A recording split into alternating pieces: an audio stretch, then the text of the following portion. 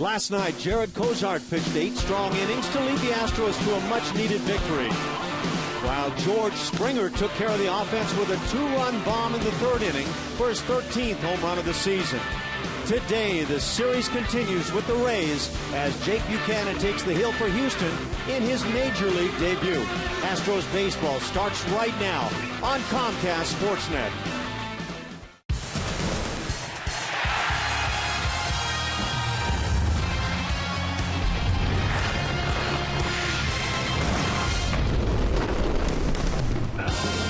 With the last day of spring, the Astros picked up a win, snapping a 4-game skid.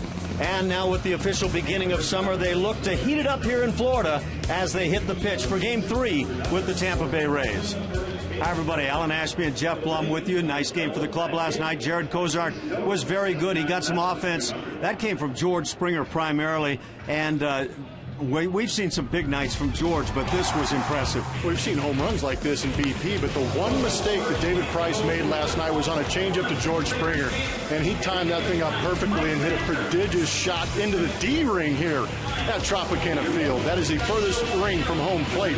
Too bad they don't have a three-point line here at Tropicana Field, or else that would count for a three-pointer, but nonetheless a 2-run bomb that helped Jared Cozart win that ball game.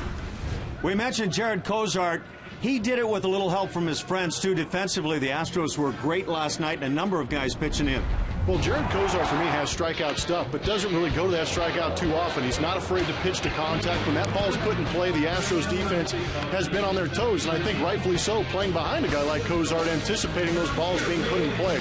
But we saw great plays from Matt Dominguez, Cozart even filling his position. But this, for me, was the play of the night in the 8th inning.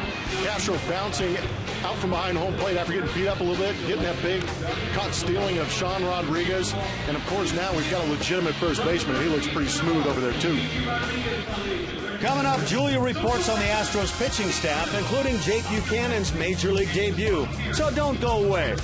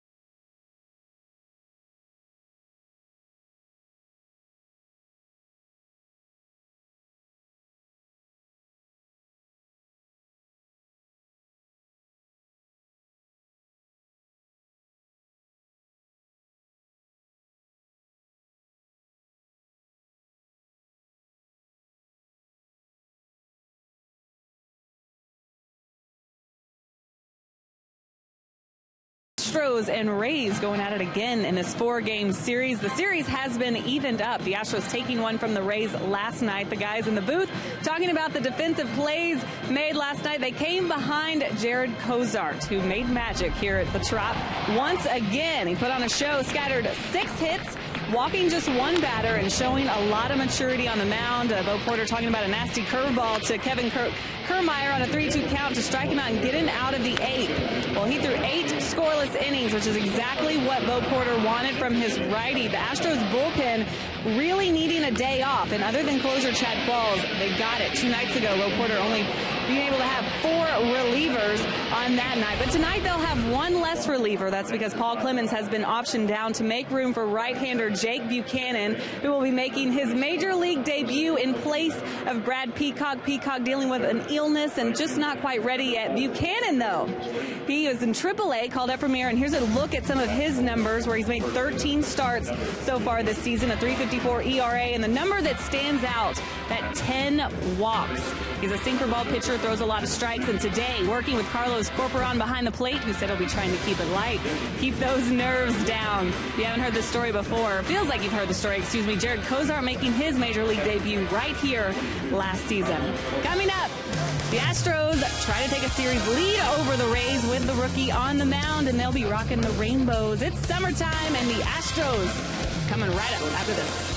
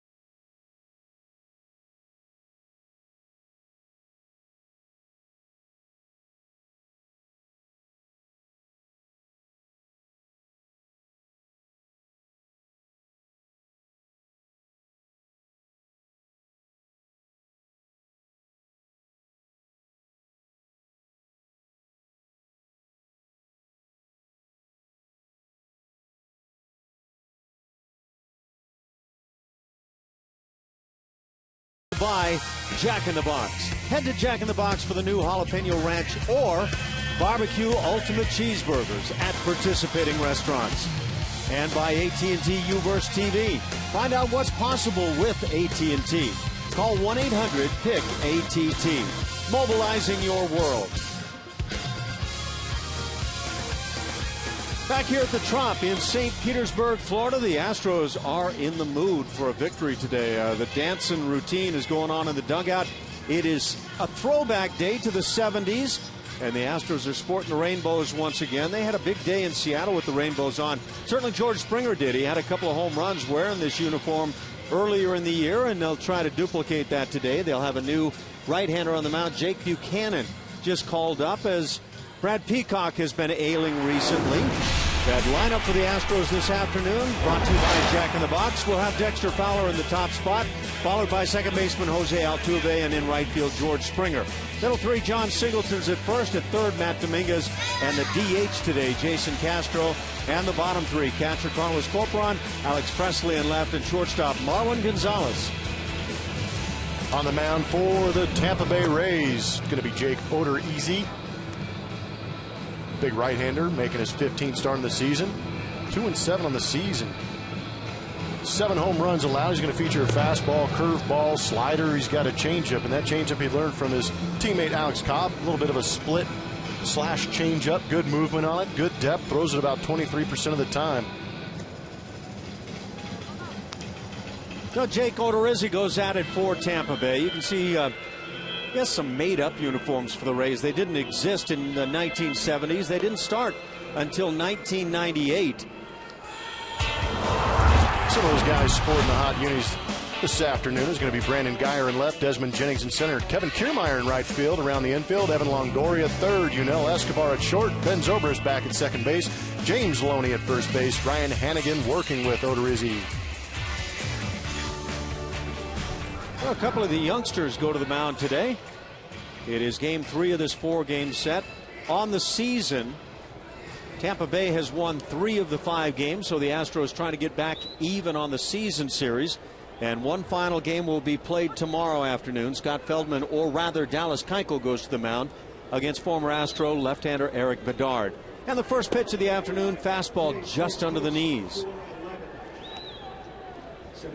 The umpires for today's game behind the plate, Manny Gonzalez. It'll be Brian Knight at first. Seth Buckminster at second, and Fielden Culbreth is at third. 2-0 the count. Diaz. Oh, sorry, go ahead. You got it. You got it. No, I was just going to mention, it looks those Tampa Bay uniforms are eerily reminiscent of some of the Padre uniforms that I had to wear in my throwback days. Now, they never went to the blue like this, did they? No, I'm just saying that the shape right. of the uniform, Yep. you know, the structure of it, not necessarily the color, obviously. Well, they've got some of that nice mustard. I'll just leave mustard for you going on in it. I don't know how they came up with that combo. 2-2 the count on Fowler. The Astros are 4-6 in their last 10. 10-10 over their last 20 as they've cooled off a bit. And 16-14 in the last 30 games. The Tampa Bay Rays, who have the worst record in baseball at 29-46, have improved here recently. Fly ball to left center. That's handled by the left fielder. Guyer makes the play. 1 up, 1 down.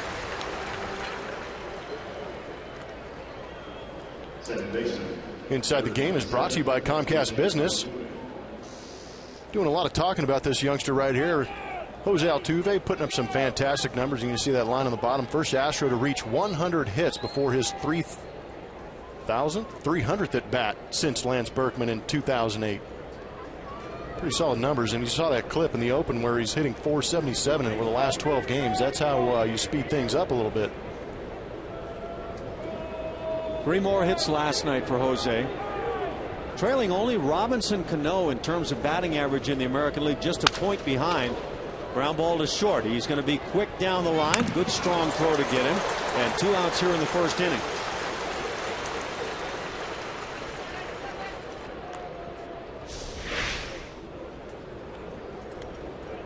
Pretty good play by Yunel. Bang, bang every time Jose's going down there. He gets down that line, and he's beaten out a number of infield ground balls this year. Rocking some sweet orange kicks tonight, too. Think he borrowed anything from Jerome Williams? I hope not. George Springer stands in, takes high. He's been working on the dance moves here this afternoon. Last night working on the big swing. I mean, that was some kind of bomb he hit to left field. 2 balls, no strikes. Yeah, I thought it was a fastball he hit last night, but looking at the replays, it was a changeup, and you can see it just tailing right back into that monstrous swing of George Springer. He clobbered it. Well, he said it was about as hard as he can hit a changeup. I think that left the door open for a fastball. Here's a shot left center. Coming over and making a sliding play. And apparently this one drops in front. Springer with the hustle will head into second base. So George Springer has himself a double for the moment. The skip, Joe Maddon's going to come out, and we may see a replay here in the first inning. I thought he trapped it too. I'm with the umpire, Seth Buckminster, who was chasing that play out there to make that read on Geyer. Kind of a top spin. May have gotten the pinky under there. Yeah, that looks to me like the glove got under the baseball. Yeah, it wasn't pretty, but it looks like he got it underneath. Yeah, so Springer is going to stay at second base for the time being. The 4 umpires are huddling behind the mound. It's a good thing the home plate umpire's out there. Yeah, because he got such a good view of that. Yeah, but bring them all in. We'll chat about it. So explain this to me. The 4 umpires huddling behind the mound. If they've been asked by Joe Maddon to review this play, why not just go do it? You're asking the wrong person. I don't know the answer to that question. Okay. Because I was under the assumption as soon as it's asked for, you get it. And just saw a replay on the big screen out here, and it looked like a catch. Yeah. I think this is the same angle. Watch the fingers of the glove get underneath there. Yeah, I think George Springer's going to lose a first inning double here.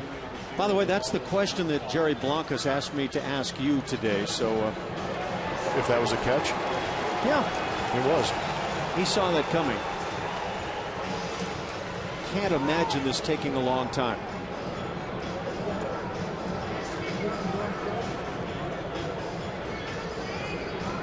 There's Geyer, the left fielder. Looks like he misread that just a bit. He kind of had that top spin. Yep. You know, he kind of ran around it. Exactly.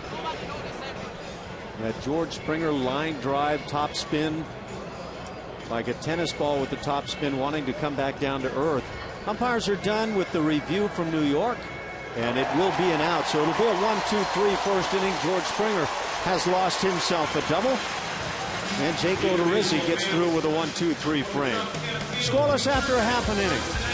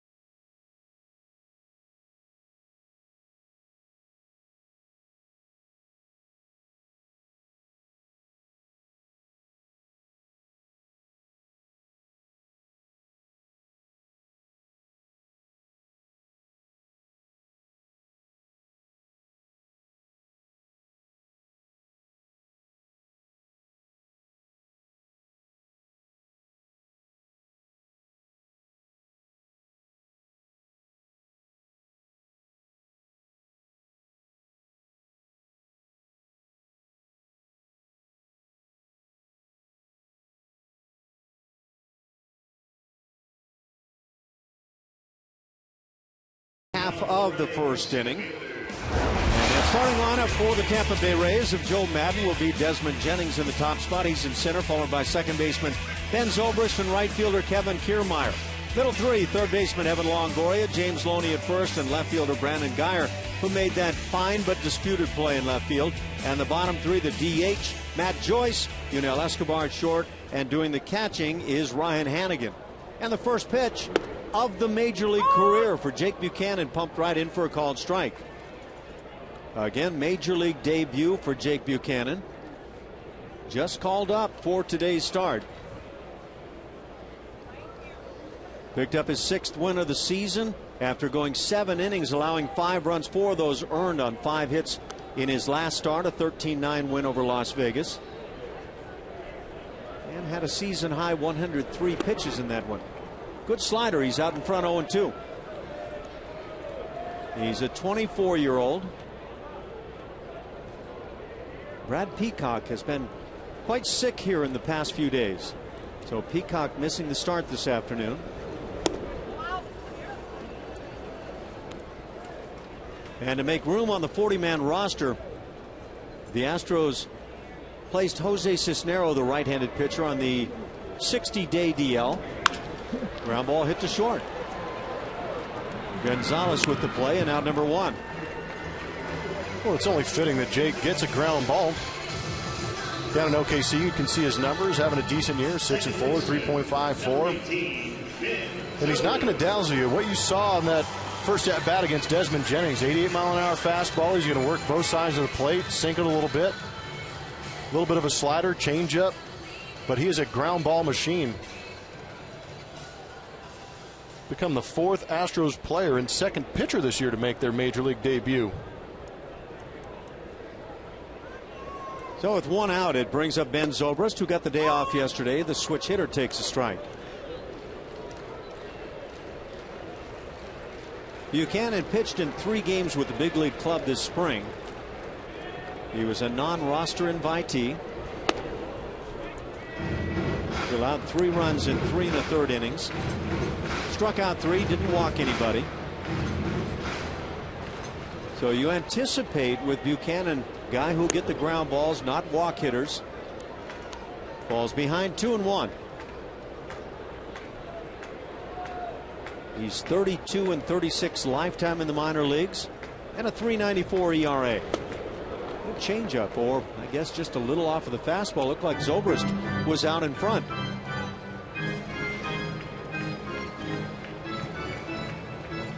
That head went flying from Zobrist. Certainly over the top of that sinker. Yeah, head flies out. All of a sudden, everything gets discombobulated. Makes it real tough to hit the baseball when you're not watching it. Slider left up, lined into right field, so there's the first hit ever allowed by Buchanan in the big leagues. Comes with 1 out and brings up Kevin Kiermaier.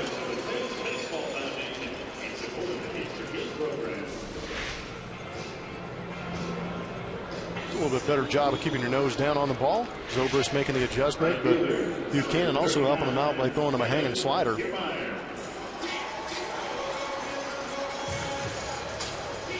One out, Zobrist aboard. It brings up that left-handed hitter, Kiermaier, hitting .304.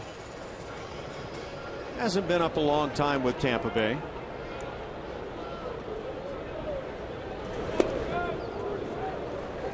Very much like the Zobrist swing. It looked like Kiermaier was out in front and over on that pitch. And yet I believe that's the fastball. Yeah, just your standard sinker at 88 miles an hour. Good placement.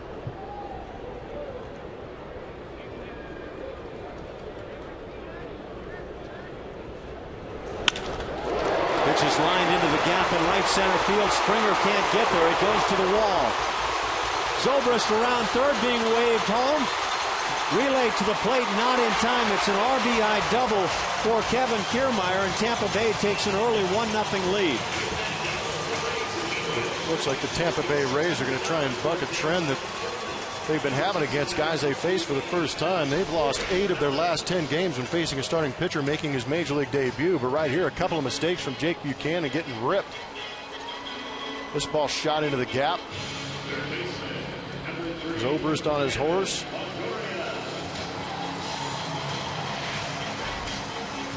That brings up the cleanup man, Evan Longoria. Hitting just .261, 33 ribbies in 75 games. Last year at the same stage was hitting .307, a more Longoria-like 17 homers.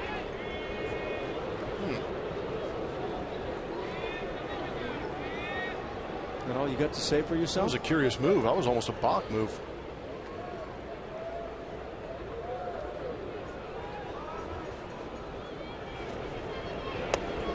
Slider, a strike at the knees.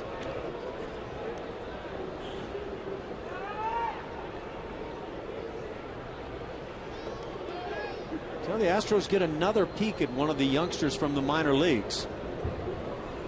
A bit like David Martinez, who came up last year. Not overpowering stuff.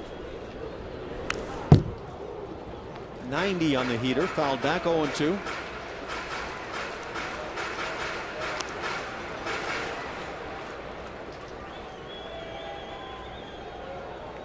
Eighth-round draft pick in 2010.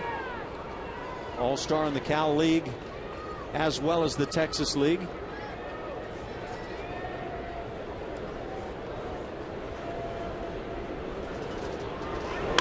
Slider, little weak swing, popped into shallow right center. Altuve tries to get back, cannot make the play. It's a base hit.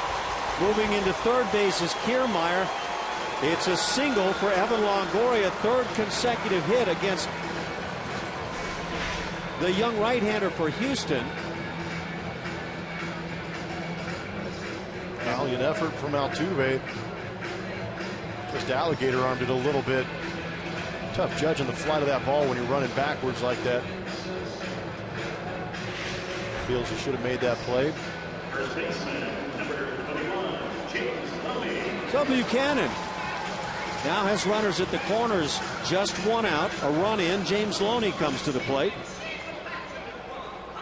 He could use one of those ground balls now to create a double play.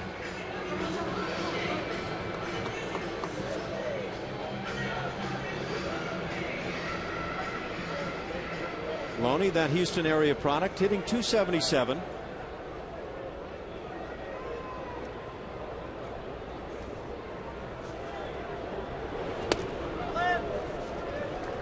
Buchanan just inside.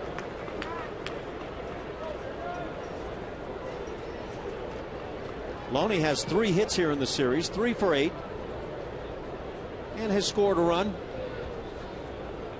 All 3 hits singles. Lifetime against the Astros, a .311 mark. Evan Longoria not likely to be on the move at first base. That runner at third is Kevin Kiermaier.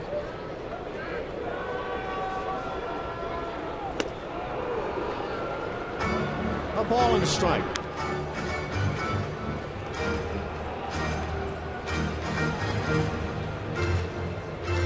Loney has hit safely in 6 of his last 7, 8 of his last 10. Consistently swinging the bat.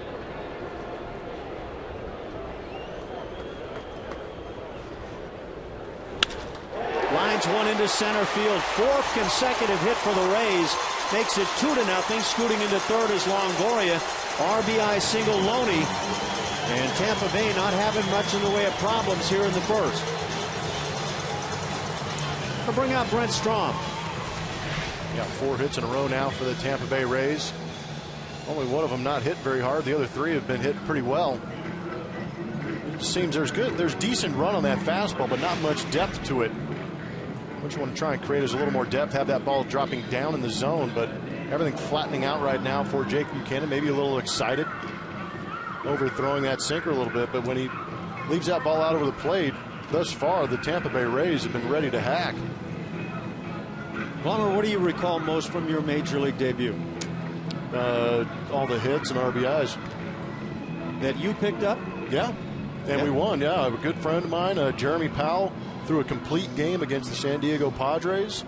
I got a couple of knocks and a couple of RBIs, and ironically enough, the last ground ball I picked up was off the bat of Tony Gwynn for a game-ending double play. But I had very fond memories, but I also struck out my very first at bat, and I went back to the dugout with a big old grin on my face because I got to the big leagues, but I just got abused, and I thought it was pretty entertaining. But you do remember, first and foremost, the hits and the victory and all that sort of thing, and I imagine Jake Buchanan wants the same memory today. Well, like you said, a ground ball, you get out of this, only giving up 2 runs, and get that Astros offense out there and see what they can do. Brandon Guyer at the plate. Had a pair of hits in last night's game. 2 for 7.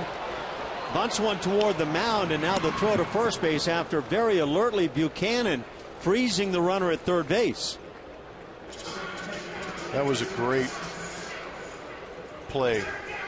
That's that first and third situation that the Tampa Rays like to develop. And once they do get in that situation, they try and bunt that ball towards first base. And you can see if that ball's not bunted towards first base, the runner at third base is going to hold his ground. James Loney, the runner at second, goes to second base. So worst case scenario right now for the Rays is a second and third situation, 2 outs. I believe the official scorekeeper called that a sac bunt, and Yeah, I think they just do that, just getting James Loney to second base, I guess. For me, that's a pretty cheap sacrifice. I don't know moving the backside guy if how I feel about that, but a sacrifice nonetheless for Brandon Guyer. Matt Joyce now at the plate. He is the DH.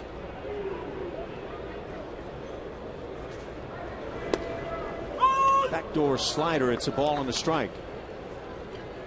Be interesting to see if Jake Buchanan tries to come inside to any of these left-handed hitters or right-handed hitters for that matter, especially the lefties. Though when you got run on your fastball and you keep throwing it on the outside third of the plate, as a left-handed hitter, you start trying to dive out there and attack that side of the plate if you don't get backed up on the inside corner. That one slipped away. 2-1 the count. When you've got that safety squeeze on, you're not afforded the opportunity to just bunt one back toward the mound. Got to put one down either side. With the suicide, you can put it right back toward the mound. Yeah, the safety squeeze, the runner at third base is not leaving early. A true squeeze, he'll take off soon.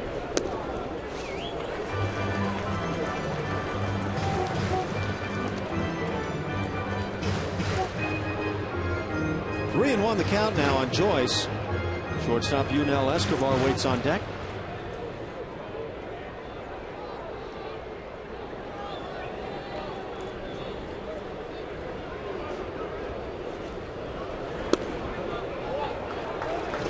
They appeal to third. Palms down, coming back from the crew chief field in Culbreth. It's a 2-out walk, and that'll load him up for the 8-hitter. That pitch actually had a little bit better action on it going down. Not able to hold on. Get that called strike.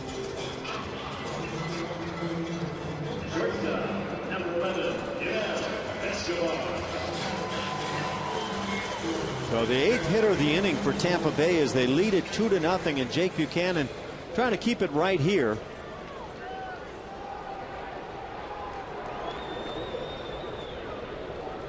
From the stretch. Just maybe a little overly excited with that slider.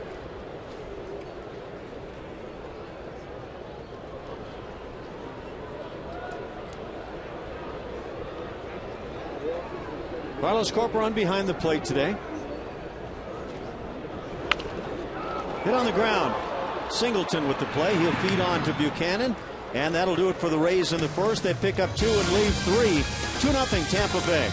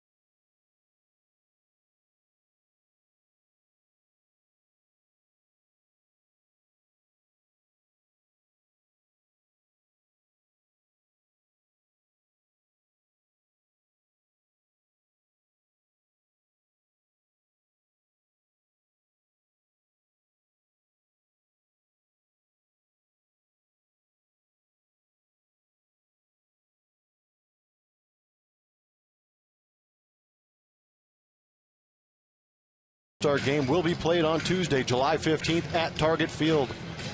All-Star game voting continues on MLB.com through July 3rd. Let's take a look at the latest voting numbers for the American League. Pretty solid ball club being put together by the fans out there, sending in their votes. Jose Bautista putting up some big numbers, leading all vote getters with 2.9 million. Josh Donaldson. Take a look at the other league, the senior circuit. National League vote getters. Paul Goldschmidt, Yadier Molina with over 2 million votes, doing a great job. David Wright at third. Another solid ball club. Hope to see Giancarlo Stanton in that home run derby. And next week's balloting updates will be announced tomorrow night on ESPN and Tuesday night on CSN Houston when the Astros take on the Atlanta Braves. I'll actually be there to help you out with that. 2-0 Tampa Bay. You going to be a part of the festivities? All-star? No. Not at all.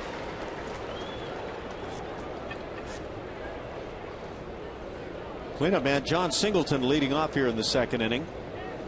Jake Odorizzi had a 1-2-3 first. A ball and a strike on Singleton.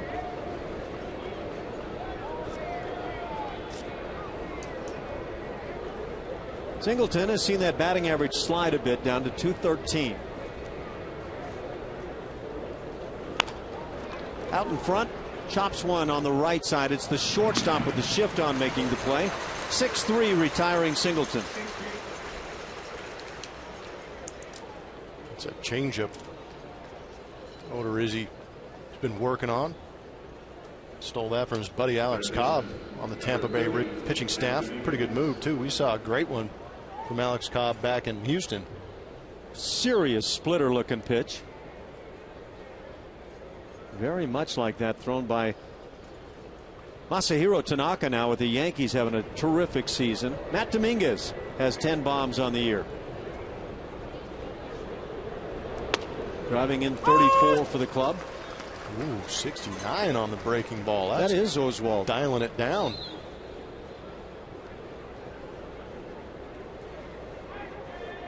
Odorizzi and Buchanan here this afternoon. Game 3 of the 4-game set.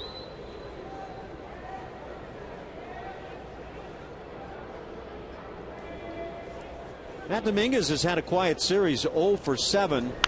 Had some solid, great even defense last night. Ground ball to short. 2 down here in the inning. Little stylish work by Yunel Escobar. Threw a little awesome sauce on that one, didn't he? Make it look good. Really wasn't necessary because it was. It's a TV game. It's always necessary. Oh, is that right? Okay. Yeah, you never know who's watching. Did you like the awesome sauce when you were? I kept the awesome sauce to myself.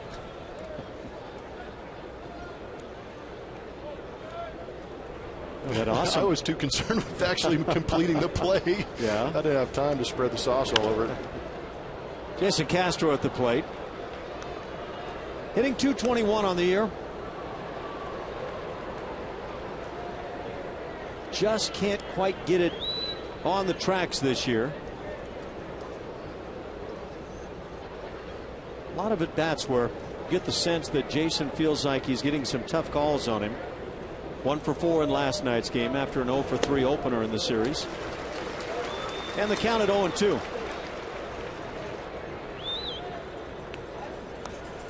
Jake Odorizzi picked up by Kansas City. Part of that Will Myers trade. And James Shields. James Shields has been a big part of what the Royals have been doing. And the Royals, of course, we've been talking about being in first place here recently. One prospect for the Rays. Tigers have reclaimed first place in the American League Central, a half game up on KC. Good race going on. Cleveland is back to playing 500. They're 3 back.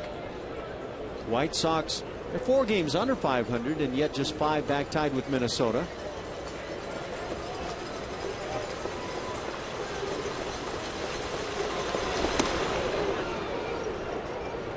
Odorizzi tries to find that inside edge with 2 strikes. Good pitch. 0-2. You can waste one right there. Why not move the hitter around a little bit? Keep him guessing on that inside corner. He's got that good changeup he's probably going to go to. Throws the fastball by instead. That's what you get for guessing. A 1-2-3 second, 6 in a row retired by Odorizzi.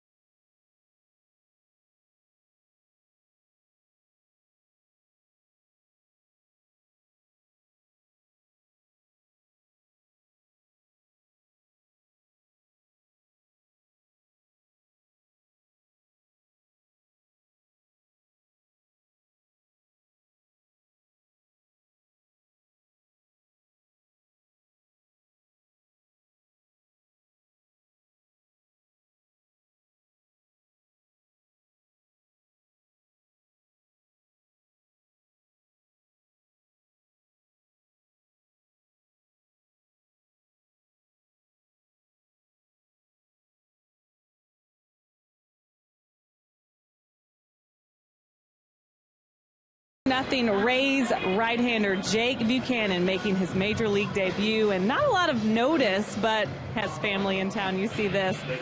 Hopefully I can run up and meet some of these people, but his family, I know his mom and dad are here, I know his wife are here, and what a beautiful moment they're sharing there. He's on the mound right now, and he is working with Carlos Corporon today. Corporon loves to keep it light, and that's exactly what he said he was going to do today before the game. Get those nerves out of the way, make him laugh, make him have a good time out there, enjoy this moment. You know, he also caught another rookie making his major league debut right here. That was Jared Cozart last year, guys. He said that as a rookie, these guys probably don't want to shake off their catcher. So Corporon knew that. He's ready, and he takes a lot of pride in that. Good stuff, Julian. Tears of joy down there from Mom. That was very cool. So 1 inning in the book now for Jake Buchanan. Allows a couple of runs. Now you get back to business and try to shut him down. He faces the 9-hitter, the catcher Ryan Hannigan, to start things here in the second.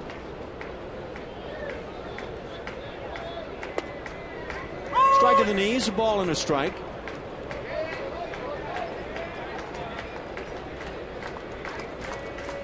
Hannigan, a .333 mark against Houston, takes the slider at the knees. A couple of home runs, 4 doubles.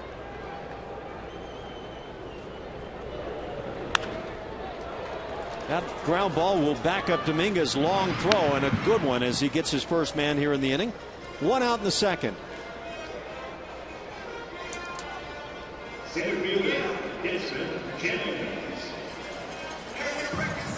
Leadoff man Desmond Jennings comes to the plate. He grounded out to start things, but then there were 4 consecutive hits, a sacrifice bunt, and a walk before Buchanan could get out of that 2-run first. Spots that slider in a pretty consistent spot. Pitches a strike.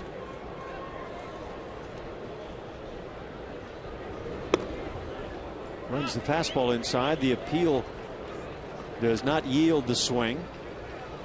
Brian Knight, the umpire, down at first base.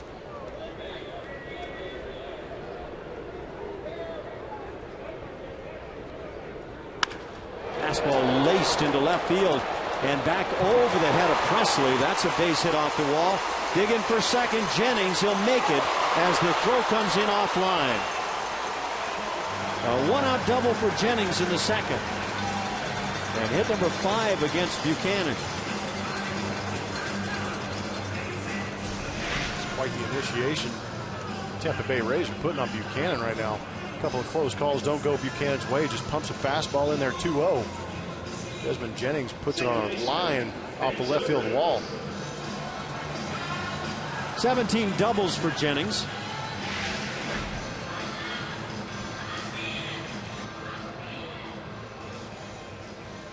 He's at second for Ben Zobrist. Zobrist got the hit parade started in the first inning. Had a solid base hit into right field. Shift on, 3 infielders on the right side.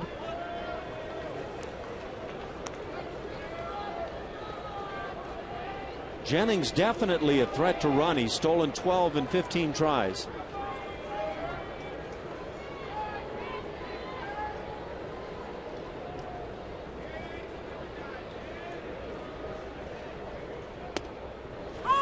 What's that changeup on the inside corner? A ball and a strike.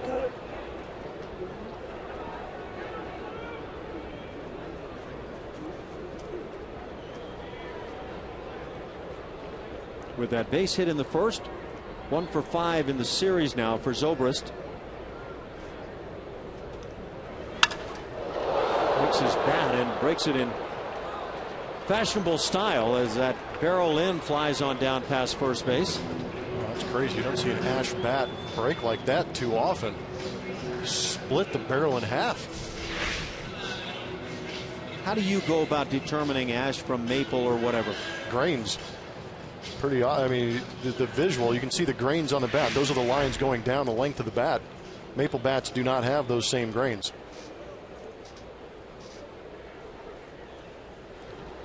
The maple generally considered harder but easier to break, right? Yeah, a little more brittle. Ash has a little more flexibility to it.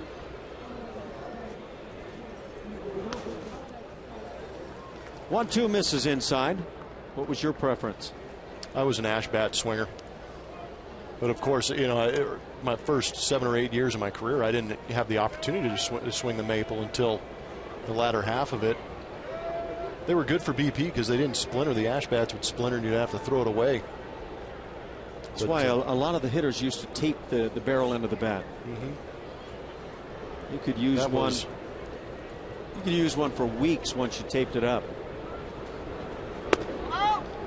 Just missing away, so that'll fill it 3-2. All the old stories about Ted Williams and the boys boning the bats, and they would use, you know, some stories would say they would use 3, 4, 5 bats over the course of a year. I don't know how that's possible. And now the walk, second one issued by Buchanan. Has runners at first and second, 1 out. 3-hitter Kevin Kiermaier coming to the plate. Right fielder Kevin Kiermaier.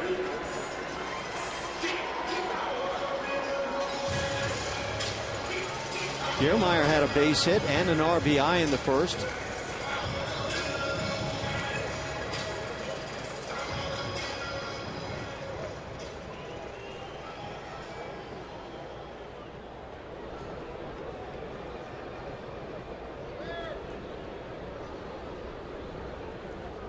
That series of signs with the man on second base.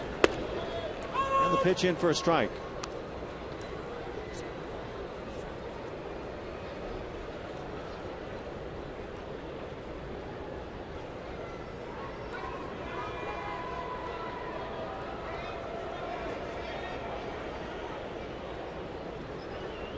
That's a unique set of signs.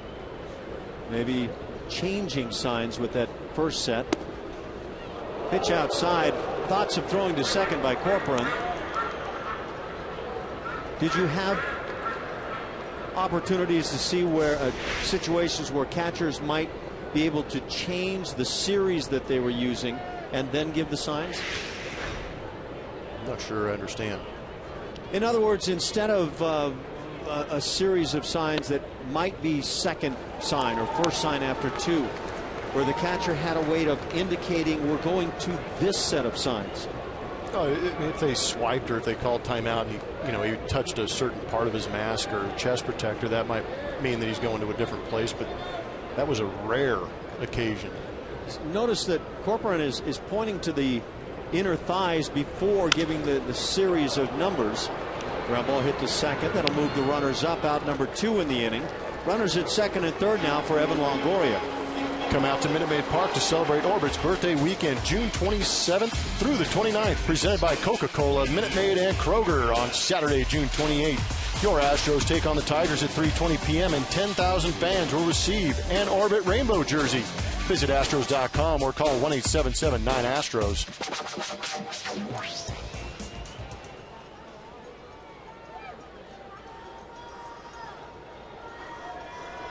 Evan Longoria had a base hit.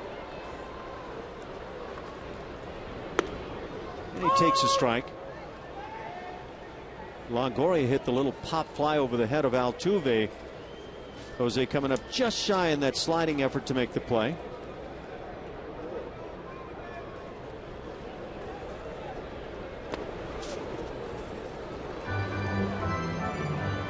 Appeal down to first base again. And again palms down. A ball and a strike. Longoria has 6 career home runs against Houston pitching, now in his 20th game.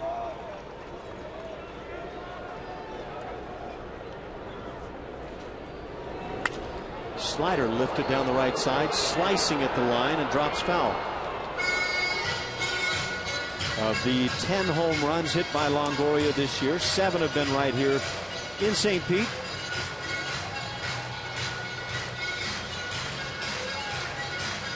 And he's been a very different hitter at home versus the road. 305 in the Trop, 248 away from home.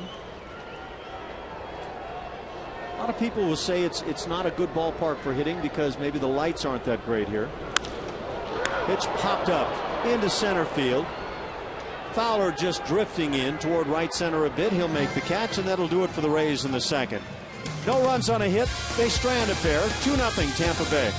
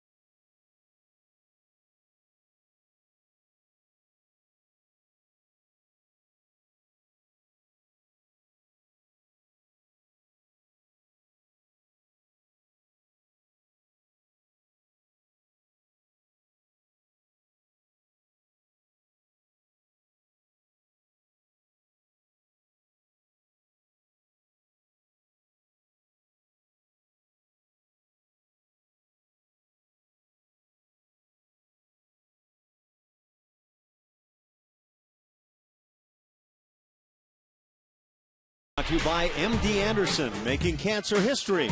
June 21st of 1967, Bob Uecker hit his only career grand slam in his 6-year tenure in the Bigs. He completes his career with 14 homers and 74 ribbies. That's a good season. That is a nice season. You could appreciate that. One of the really funny guys. Oh, he's great. He's always a good conversation every time you go through Milwaukee. Tampa Bay picked up a pair in the first inning, leading it 2-0. Rookie Jake Buchanan with his major league debut working for the Astros. Jake Odorizzi on the hill for Tampa Bay. Carlos Corporon, his first at bat of the afternoon, batting in the 7 spot. Takes a strike. To be followed by Alex Presley and Marwin Gonzalez here in the 3rd inning.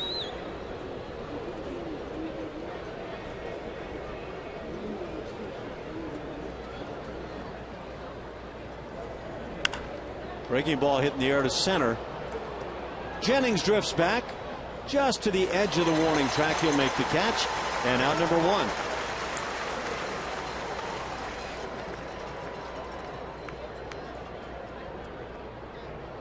With 1 out, it brings up left fielder Alex Presley. Robbie Grossman getting some days off now.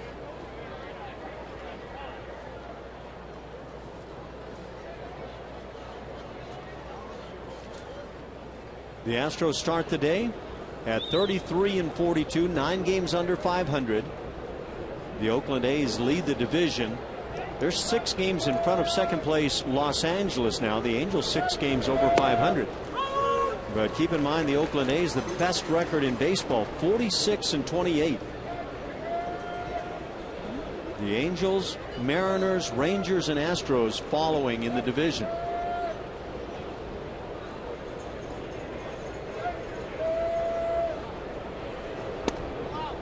Ball and a strike. Yeah, we were told, Blummer, that changeup from Odorizzi was learned from his classy teammate who was flipping some terrific looking splitters at the Astros last week. 2-1 the count. That would be Alex Cobb. That would be Alex Cobb. Good teammate.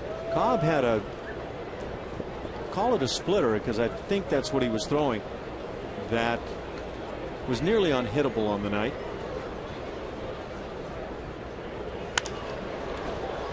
Pitch foul down the left side, giving chase Longoria, and just comes up shy. No ruling on the play. That's knowing your home ballpark right there. Most third basemen that don't play here on a regular basis may have given up on that or wouldn't have that initial reaction to go that hard after that fly ball. But Longoria played in here for years, understands there's plenty of room down that left field line.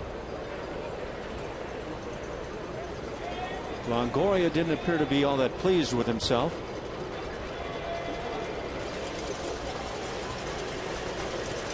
Two and two the count.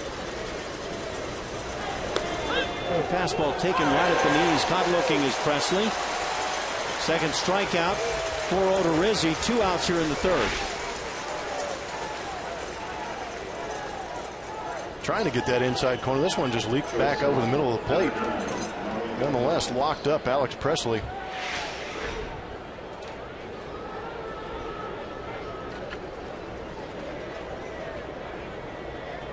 Nine-hitter Marwin Gonzalez comes to the plate. 8 in a row retired to start things here this afternoon by Odorizzi.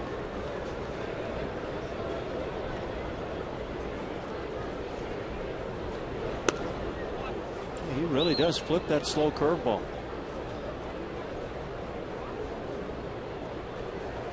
It's like it's only the third inning and faced 8 hitters, but the few that we've seen have been early in the count, maybe just to get ahead, throw the timing off on the hitter. But at 69, that thing, it's a lollipop coming in there.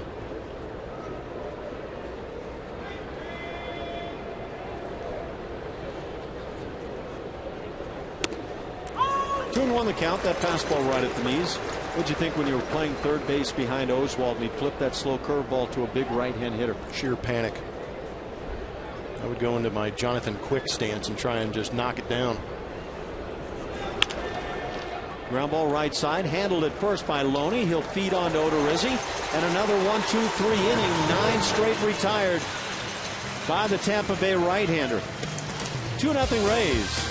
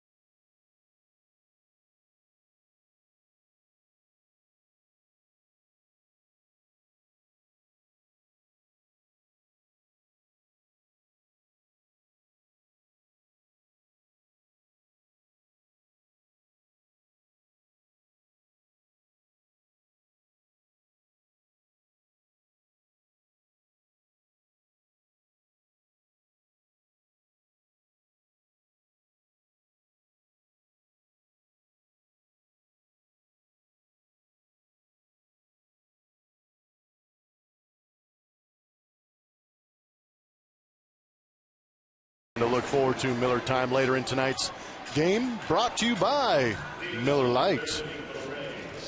That is the true definition of ice cold. Could have used that for the body up in D.C. Sometimes you got to medicate from the inside out, Ash. So I hear. It's good for the soul. Jake Buchanan allows a pair in the first inning, shuts him down in the second despite allowing a double and walking a man. It'll be Loney, Geyer, and Joyce here in the third. There's a low strike. Beauty. Not to him, James Loney that is, but to Jake Buchanan. It's a tough pitch to hit.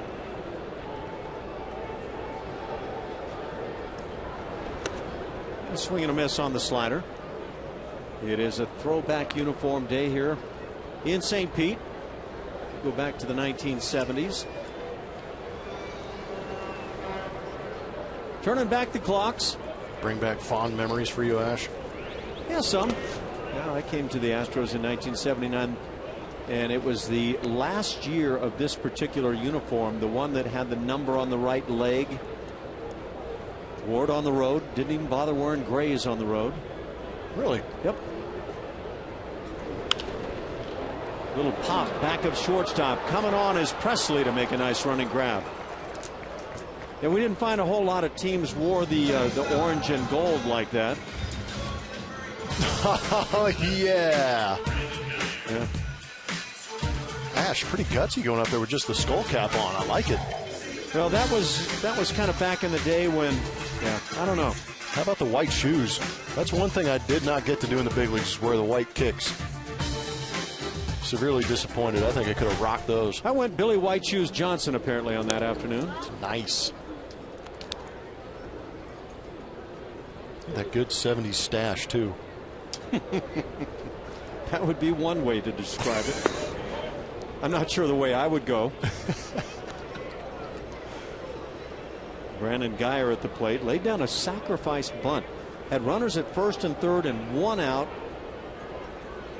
Couple of runs in the first inning, and he was asked to lay down a bunt. He drives one and hooks it foul down the left side. Had runners at first and third and one out.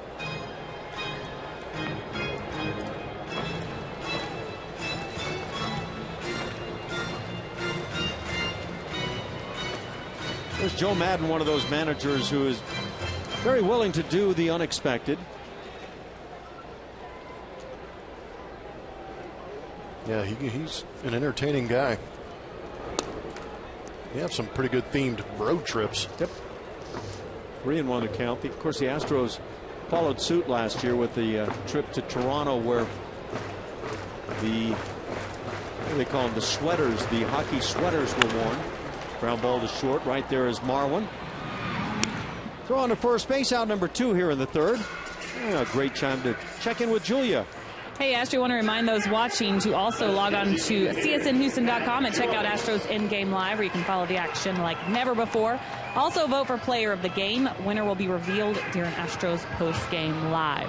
And Ash, you guys talking about these unis. I listened to Joe Madden today. Loves these Astros uniforms. Said they were cool. I know you can imagine Madden saying cool like that. He also said it reminded him of J.R. Richards. Good stuff from Madden. Yeah, I guess that would remind you of JR, especially if you were one of the Dodgers back in those days. JR would get up on the hill and it was all over for LA. Joe Madden, a man of the 70s, probably a man of the 80s, 90s, and on through. Left-hand hitting Matt Joyce at the plate. The appeals have not borne a lot of fruit here this afternoon.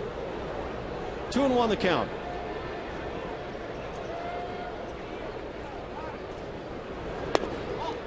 '80 was the year when J.R. Richard made the All-Star team, and then shortly after, I believe it was right before the club even got back together to start the second half, had the stroke.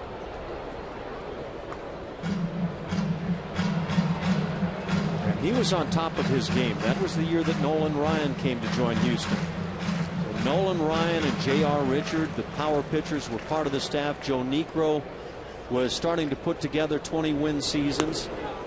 Half swing did he go through, another palms down, so drawing the 2-out walk is Matt Joyce, and that's now 3 walks issued by Buchanan.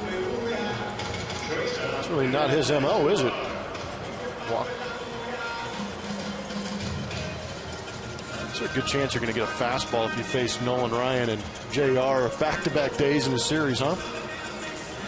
You start swinging pitchers' bats on series like that. You'd get some fastballs in your at-bats, that's for sure. JR had a slider that was out of this world. Nolan had the over-the-top curveball. Later came up with a changeup that made him, as Mike Schmidt said, completely illegal at that point. Ground ball hit sharply to short. Marwin to a knee to make the play. They'll get the force out on Joyce. That'll do it. Rays leave a man and lead it 2-zip.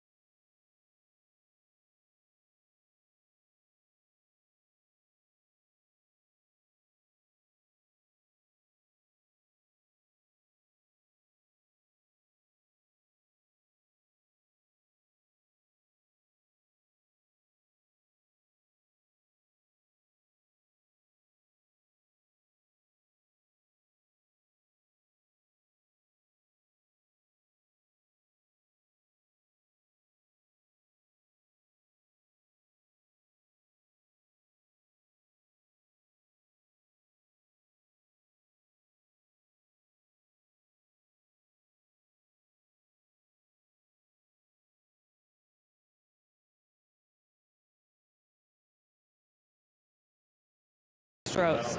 And it's time for you to tweet your photos using hashtag CSNHFanPhoto for a chance to have it shown in an upcoming game broadcast. That is brought to you by AT&T. Guys. Thanks, Julia. I know you've had quiet days down there the first couple of nights anywhere here in town. Anything brightening up here this afternoon? I saw Elvis here. Did you? Yes. Cool. Was he with Tupac? He's over there somewhere. I'm going to have to go find him. No. Did y'all find him? There we go. There he is. He's changed a bit. The king. Well, we've got a lively group here today. They're all dressed up. Speaking of lively, how you doing, Julia? You were pretty animated before the game. I'm feeling much better. I've been sickly the past couple of days, but I'm feeling great. She's back. After you made fun of my fanny pack. Yeah, I had to go get one. I was out of the loop. I finally got mine, and I'm pretty excited about it. May have to don that later in the game. No. Get your impression of it. No. Well, keep us informed with all the fun that goes on down there today. Will do. Dexter Fowler leading off here in the fourth inning. That means 9 up, 9 down for the Astros first time through. Not a hit, a couple of strikeouts. 1-1 the count on Fowler. That's Jeff Blum making all the noise, by the way.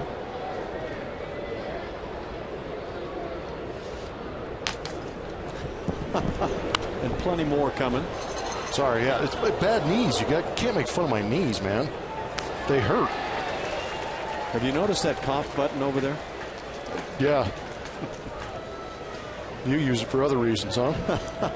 All kinds of reasons. Especially on that Mexican food spread day. We'll go dropping all the secrets around here. 1-2 the count. Fowler gets time.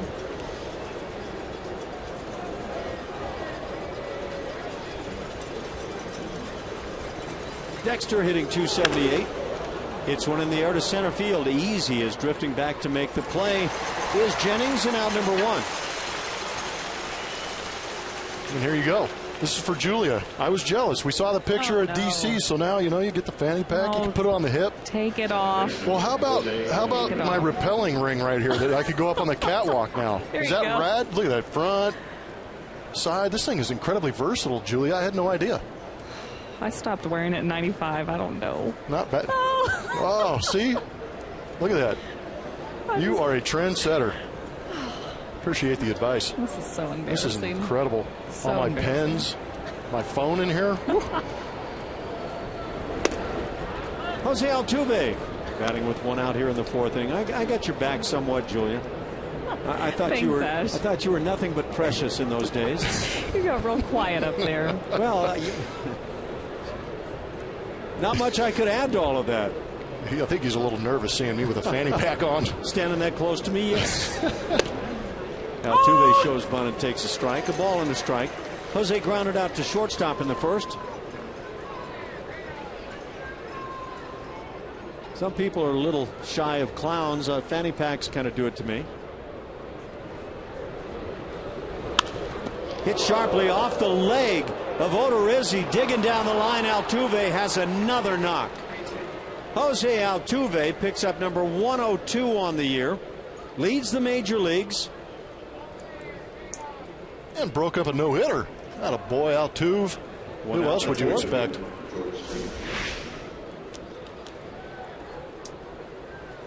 Caught the bottom of the shoe off Odorizzi. He'll be fine. Hopefully this starts things up for the Houston Astros. So that speed of Jose Altuve aboard now. First base runner of the afternoon against Jake Odorizzi. George Springer comes to the plate. Trying to refresh his memory on that blast from last night. The shift on now for Tampa Bay. 3 infielders on the left side. Now this is an impressive one too. It's going to be a tough turn for Zobrist. The ground ball goes to any of those guys to his right. Big swing and a miss.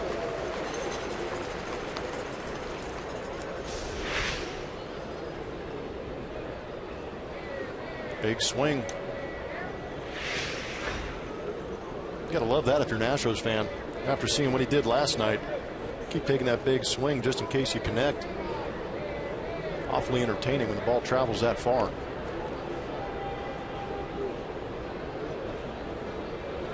The 0-1, another swing and a miss on the fastball. 0-2 the count.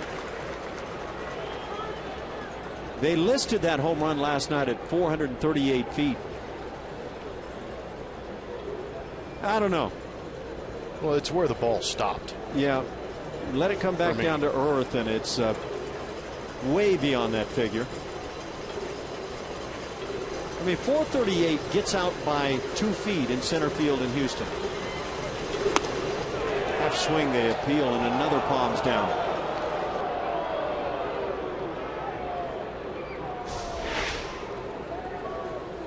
Ooh, got away with one. That's close. That home run last night for George is 13th on the year. That ties him with Chris Carter for the leadership on the club. Again, 11 of those 13 on the road for George Springer, who's hitting .287 on the road.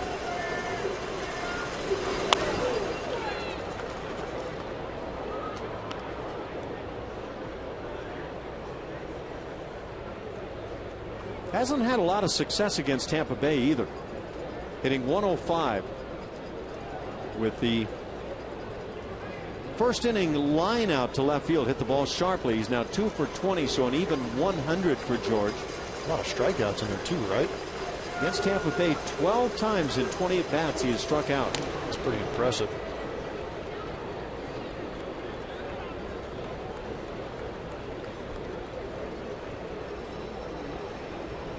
Took out some of that aggression on the ball last night.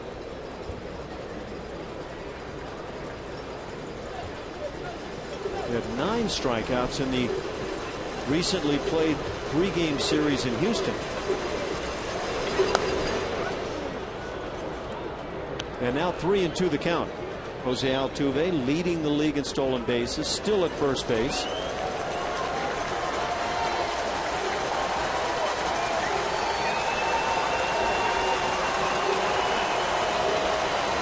In fact, George struck out 4 times in one game against David Price and 2 more last night against Price.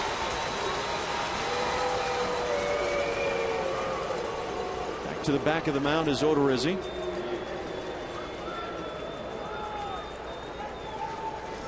Just in the 4th inning, 2-0 Rays leading. One more game tomorrow afternoon. Dallas Keuchel against Eric Bedard.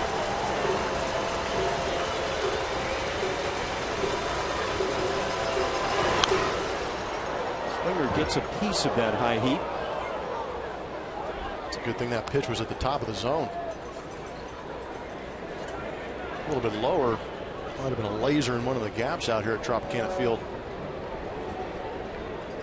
6 of the 13 home runs by George Springer have been hit on first pitches this year.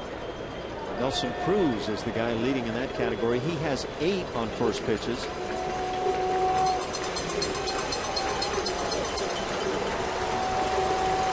So we do the 3-2 once again. And ball 4 taken high, laying off this time. Springer draws the 1-out walk, putting runners at first and second. Great speed aboard for John Singleton. And we speed off to Julia again. Well, a Twitter question has to do with Mr. George Springer. What's been most impressive about Springer's progression after his call-up? Now, you need to tweet us what you think. That way I can read some of them later in the game. You can tweet at HO_Chin CSN or Julia Morales CSN. Up to you guys in the booth. Yeah, it's an intriguing question. I'd be curious to hear Jeff Blum's response to that. Just passing it off, huh? I am. For me, it's still plate discipline. He's got a good idea of that strike zone. That's something you don't see from young kids that get called up. Usually they're pretty aggressive, swinging in a lot of pitches, but he seems to know top of the zone, bottom of the zone. Swings a lot of pitches in the zone. He will miss, but he will get those walks too. Have you seen him progress in that regard since coming here? As now, with ball 1 delivered to Singleton, the pitching coach Jim Hickey's going to come out to the mound. Well, I don't know if you can progress. I understand the question said progressing, but for me to maintain that at this level is pretty impressive. I'd like to see him progress in the amount of hits he gets to get that average going and get on base a lot more. But for me, still maintaining that discipline with as much power that he has. You think a guy, if I had his power, I would try and expand the zone and try and do a little too much with it, but he stays within his idea of the strike zone. Yeah, I wonder about the intent of the question, because I think a lot of fans feel like a player comes and you start learning and you get better at things. And I have a tendency of believing you do that at certain times. It may not happen until your 10th year in the big leagues, where you really make some stride forward that you've been hoping to make for a long, long time. But to me, there are a lot of ups and downs, and you hope the overall line heads upward. Singleton starts the bat, takes a strike. It's a ball and a strike. Pretty lucky ball player to wait 10 years to get that progression. I agree, and I'm not sure how many guys who wind up only playing, a couple of years maybe, never got to that point, never got the opportunity to get to where they could make the big progression.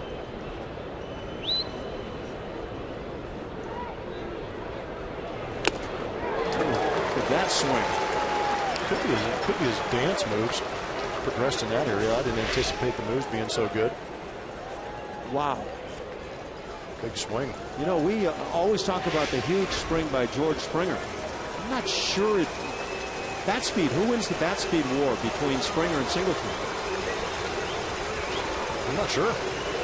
That's a good one, isn't it? I think Singleton's got him beat on the left side.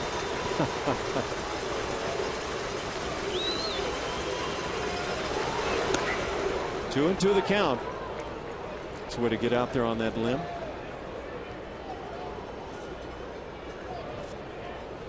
Yeah, I think the Astros have got a chance of having 3-4 hitters for years and years to come. Well, Singleton's locked in at least for 5 more.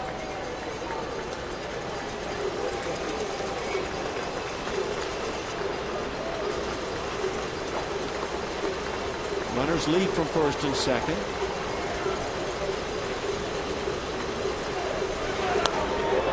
Starts the bat, holds it back, says third base umpire. Again, Field and Culbreth down there this afternoon. Ooh, that's a strong man. It's never a good feeling as a hitter when you offer to pitch that far up and off the plate. The hands and arms held the bat back, but he couldn't hold his body off, staying on the ground there. That momentum started forward and it came upward for him. Well, being 70s night, he's staying alive. Yes, he is. Nice. And he got him on the changeup on the 3-2. Third strikeout for Odorizzi. Second out here in the fourth. That's just nasty. 3-2 changeup. Doesn't have to be perfect, but keeps it out there. Gets a swing and a miss from John Singleton. And every Thursday home game at Minute Maid Park this season is Dollar Dog Thursday. The next Dollar Dog Thursday is June 26th against the Atlanta Braves. For tickets, call 1-877-9-ASTROS or visit Astros.com.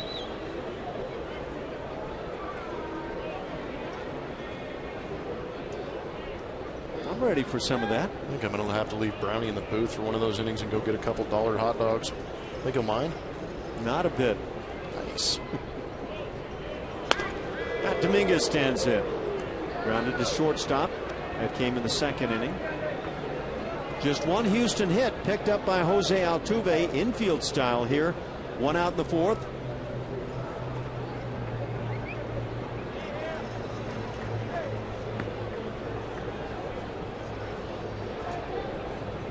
A big 2-out knock from Matty D. The Astros could use one right now. Sliders outside. 2-0 the count.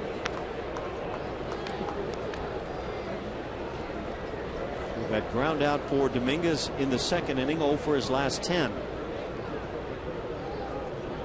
And the road trip has been a scuffle, hitting 188 on this trip prior to the ground out.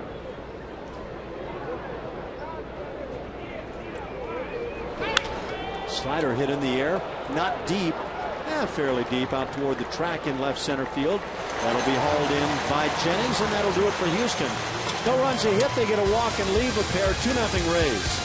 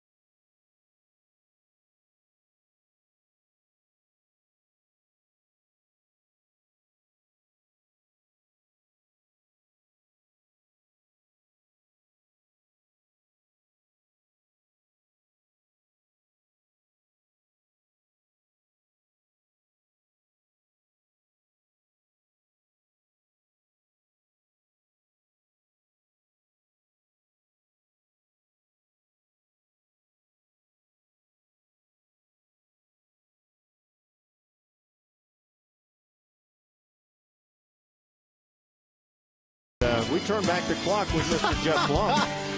Nice. I love hitting off Chan-Ho Park. That was a good day. Both sides of the plate right there, Ash. Nice. Very nice. That might have been the only 2 hits I got in the Tampa Bay Ray outfit. Turning 2 with Ray Sanchez there at second base. As soon as you hit the home runs, the girls start dancing all the time. Why is that? Chicks dig the long ball. Yeah, they do. And they're not going to stop. I appreciate the guys digging into the archives to find that. Probably had to go back to the VHS for those. It's actual videotape for those kids watching. Picked up in D.C. in the archives. Yeah, the National Archives nice. there. They've got a lot of stuff in there. Catcher Ryan Hannigan leads off here in the 4th. Grounded out to Dominguez in the 2nd inning. Well, you did that a few times, hitting home runs from both sides of the plate. That's very impressive. Yeah, that was actually one of the cooler situations, doing it in an American League uniform. I had done it previously in my career with the Montreal Expos, but when I did it that time with Tampa Bay, it turned out I was the 10th guy ever at the time to do it in both leagues, so that was kind of cool. Yeah. How about I remember the next time I did it 3 times. The 3rd time I did it, guess what part of the batting order I was hitting in? I'm sure you were cleanup. Leadoff. Oh, you were the leadoff man. Wow. Broken bat ground ball to Dominguez. That'll get him for a 2nd time here on the afternoon. 1 out here in the 4th inning. Good pitch by Buchanan. Getting well in the kitchen of Ryan Hannigan. Who was your manager that had you leading off? Bruce Bochy. Yeah. Yep. Good for Boch. Yeah. It was a doubleheader that day, and first game of the doubleheader in Chicago against Kerry Wood gave Khalil Green the day off. I got to start at shortstop and hit leadoff. Was it an even year where you guys were going to win everything? Trying to think. No, that was 2005, I believe. Because that's what Bruce Bochy does. He wins everything on the even years. Well, the first 2 years I was in San Diego, 05, 06, we won the West. Jake Buchanan trying to settle in here. Allowed those 2 runs back in the 1st inning.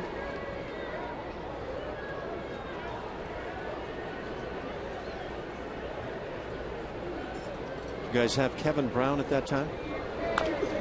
No, actually, we had young Jake Peavy. Adam Eaton was on that ball club. But Bochy's great, man. Still see him in the offseason. He'll be out there golfing. We'll have some Christmas parties he'll show up to, and it's like he's an old home week down there. catch up on things, but Bochy hasn't changed for anything, even with the World Championships. Now, I played with Boch and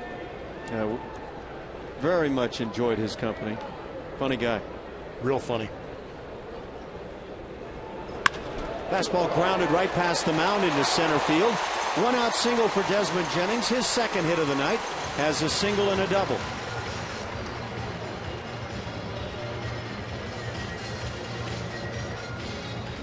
Number 18, Ben Zobrist. So again, Jennings with 12 stolen bases, a threat to run. It brings up Ben Zobrist.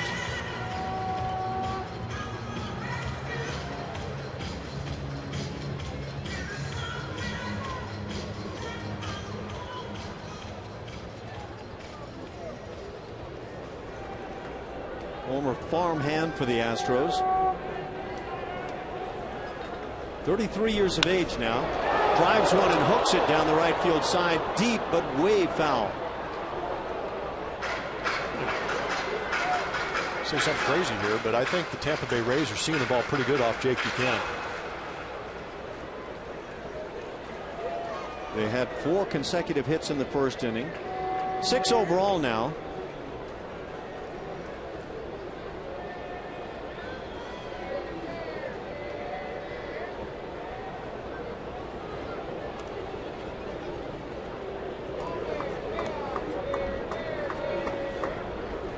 It was 2004 when the Astros drafted Ben Zobrist, 6th rounder.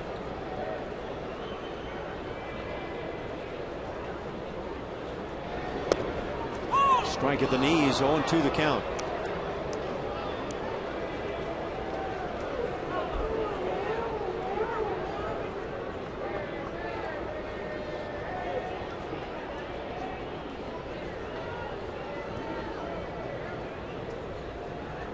You won't find a lot of guys out of the 6th round, that sort of thing, making it and staying in the big leagues.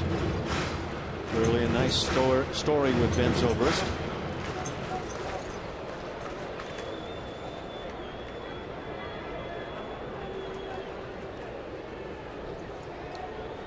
Former All-Star hitting .250, grounds one on 2 hops to Altuve. On to Marwin, back to first, not in time. Zobrist still runs well.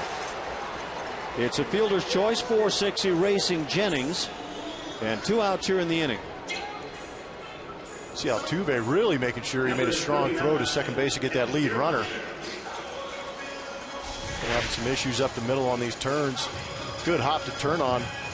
Almost looked like Marwin was off the bag. That's that vicinity rule we were talking about. When he caught that ball, he was maybe a half step off the bag. He gets the call nonetheless. I thought the same thing watching the play.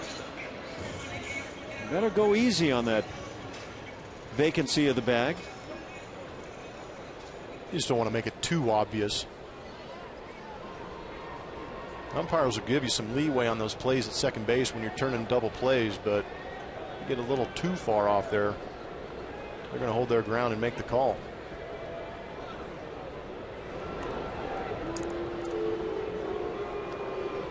Now Buchanan has opted to throw to first base a couple of times. Zobrist the runner now. Off speed in for a strike. RBIs from Kevin Kiermaier and James Loney, each with hits in the first inning.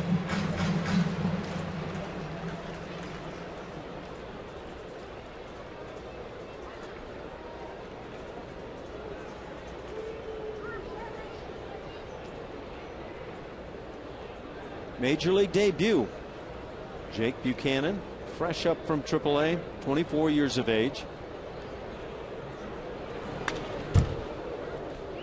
Has an 0-2 count now. Kevin Kiermaier at the plate, 1 for 2 on the afternoon.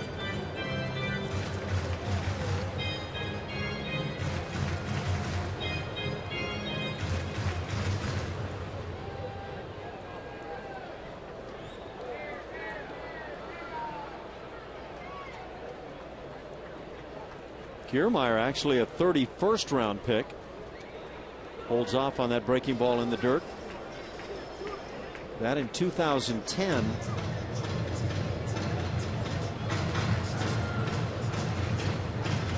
Came up with the Rays last year, played in one game, did not even get an at-bat.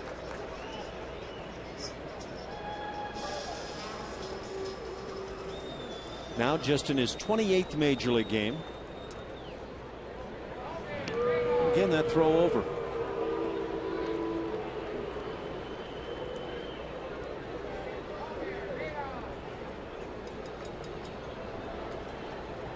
Zobrist has stolen just 4 on the year in 6 tries.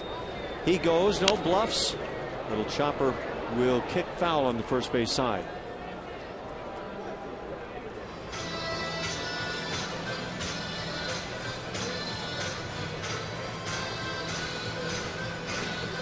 One and 2 the count.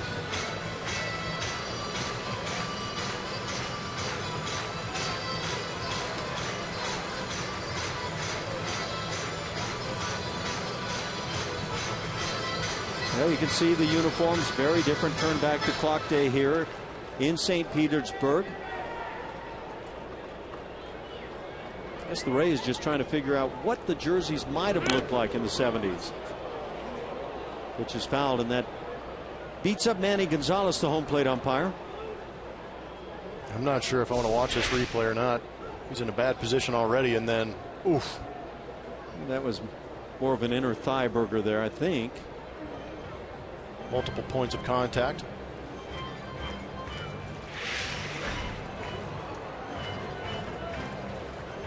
Isn't that where that dog used to bite you? It's happened. And there was more than one dog. It's scary.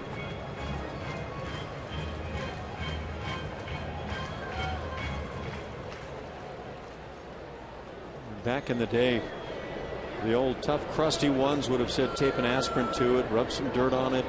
Get out the ethyl chloride, spray that thing up. Let's go meet.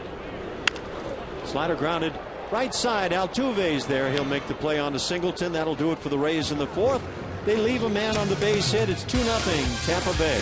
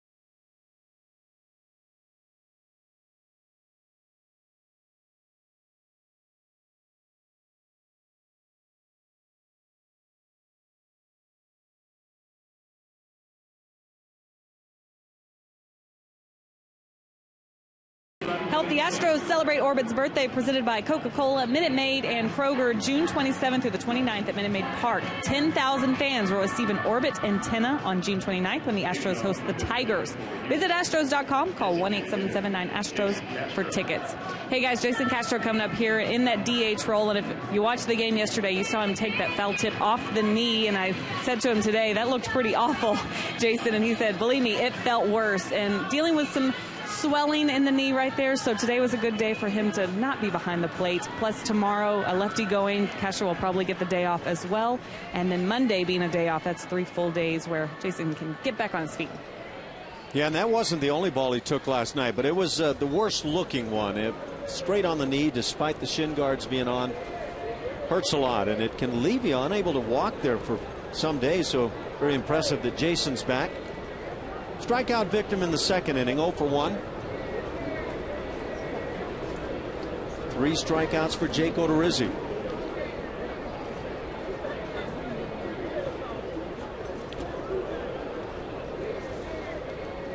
look at what Jason went through. Went off that left knee, top of it, just kneecapped him.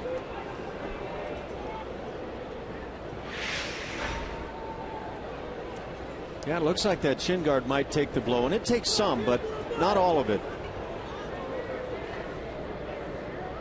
1-0 the count.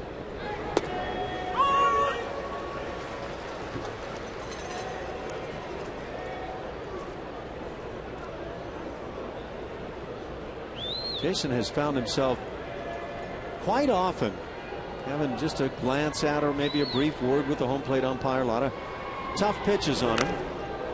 Gets one to hit and fouls it back. And catchers are just getting beat up. That's that one that hits the top of your glove and bends the wrist back. Oh, it's got to be bending those fingers back pretty good too, huh? Hey. Couple of digits taking it right there.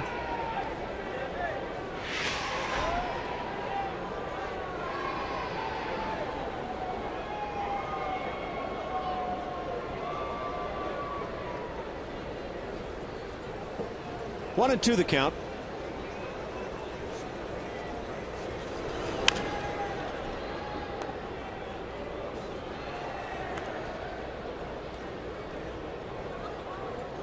One and two the count on Castro.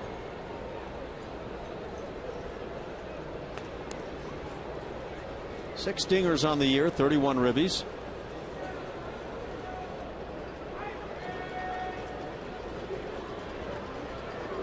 Springer leads the club in RBIs, followed by Matt Dominguez, and then Jason, who's down on strikes for the second time here this afternoon. Out number one in the fifth.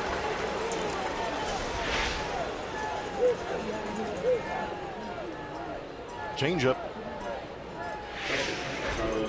You know he's got a good one because all those Astro hitters know that it's in his repertoire, but even so, he makes a good pitch. It's tough.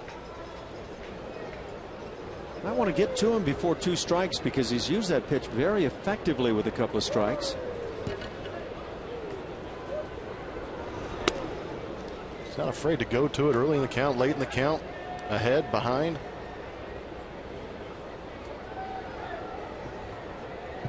What a luxury for the Astros, too, having a guy like Carlos Corporon who can move in behind home plate and give Castro a couple days at DH to recover from getting beat around a little bit, too. Carlos does just a great job in the catching portion of the game. And he's had a lot of big swings for the team in the last couple of seasons. He's got the right temperament, too. Not a big ego, understands his role, takes advantage of those opportunities, and wears a mean set of stirrups. Look at those things. Those are beauties. Still rocking the three-quarter high tops. A little Cheo right there. Cheo would wrap the pants sometimes above the knees. So he could get that leg kick a little higher. It was kind of extreme with Cheo at times. No. And when it came to hitting, it was extreme good. That's some kind of special right there. Now you don't like that look, huh? Oh, I could not make that look good. That's the way baseball was played. Really reminds me of Vida Blue. I remember watching him pitching for the Oakland A's, and he had those high stirrups. 3-2 the count on Carlos. He's the 7 hitter in this Houston order. And he's down on strikes. Let's know if he swung at a strike. Either way, 2 punch outs here in the inning. 5 on the afternoon for Odorizzi.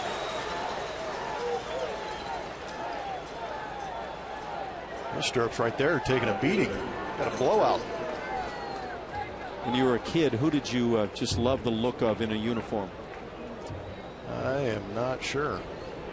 I wasn't too concerned with how the player looked, to be honest with you. I know that the first base coach for the Tampa Bay Rays is Jogging George Hendrick.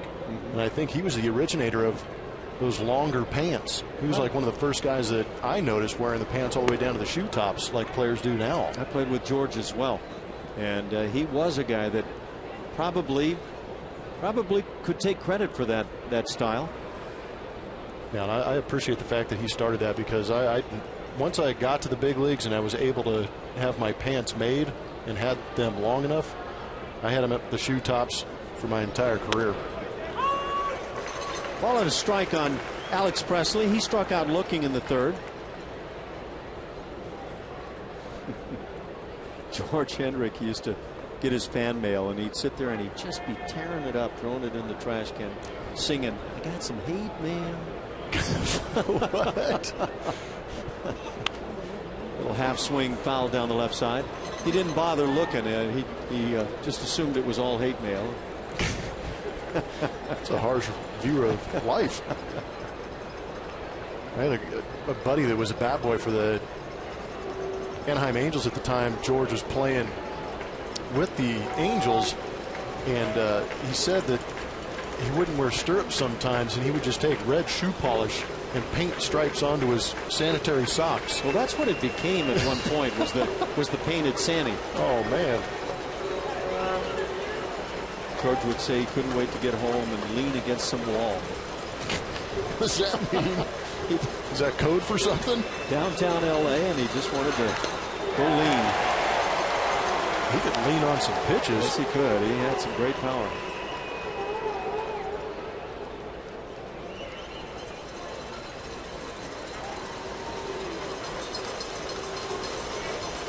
One ball and two strikes.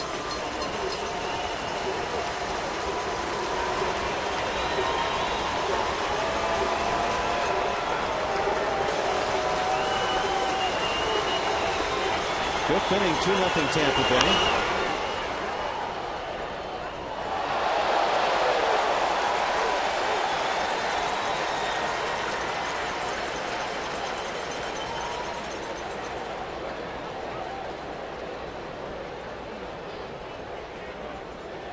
Rays have out hit the Astros 6-1 this afternoon. Tampa Bay won the opener here in the 4-game series. The Astros bounced back and won behind Jared Cozart last night. Cozart 8 shutout innings.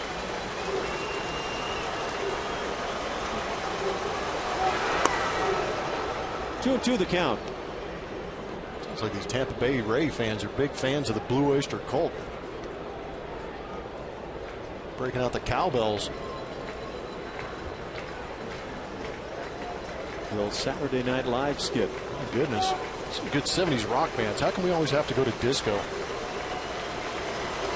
Can't have enough cowbell, Blummer. Ground ball to third on the excuse me swing. Longoria throws him out. A 1-2-3 fifth inning. The Astros have had just 2 base runners here this afternoon against Odorizzi.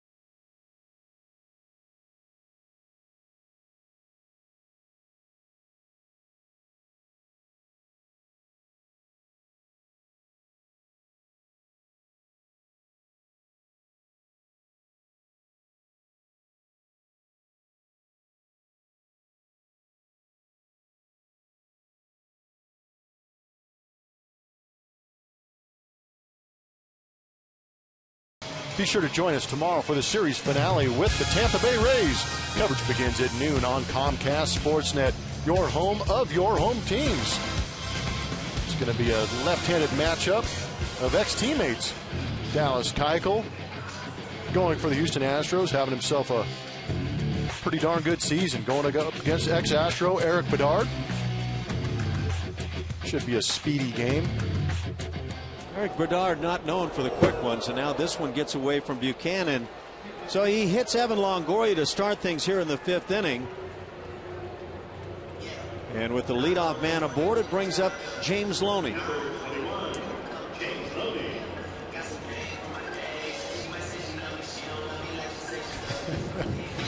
So you look at the intriguing start by Jake Buchanan today. First inning, 2 runs, 4 hits.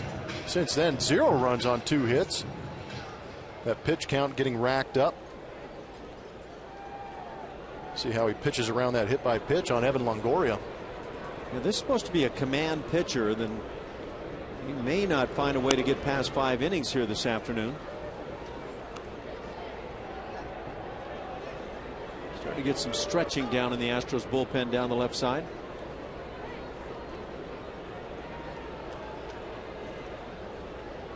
One and 0 the count. Loney has singled in a run in the 1st inning and flied out. And that pitch nowhere close with Longoria on the move. He'll get a stolen base.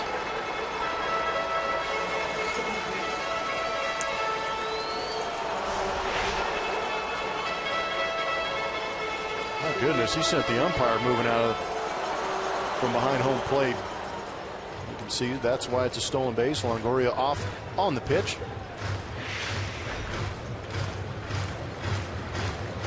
Good pitch to run on. Yeah, that'll work.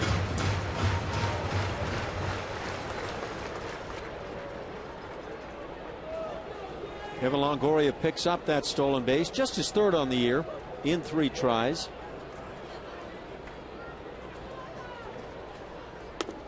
And now 3-0 the count. Leadoff hit batter, and now Buchanan in jeopardy of walking a man.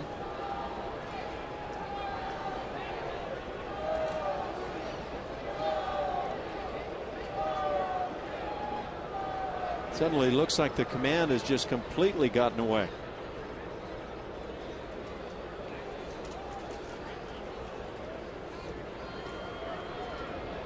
I think a 3-0 count with James Loney, who handles the bat well, might be a good time to swing with Evan Longoria at 2nd base.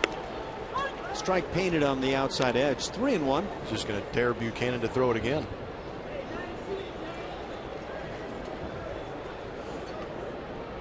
The Astros as a team have pitched much better on the road than they have at home this year. 3.72 the ERA away from home. Pitch line down the left field side, over quickly to make the play is Presley. And out number 1. Nice jump by Alex. Number 5, Brandon Guyer. They'll bring up left fielder Brandon Guyer. Alex's dad in the stands. We saw him earlier. Elvis. That's his dad, huh? Same last name, right? Can't deny that one. No trouble proving that. Guyer with a sacrifice bunt in the 1st and grounded out to short. 0 for 1. And now the Astros will get Jerome Williams throwing in the pen. You'd have to say it's anything but sharp here in the 5th inning.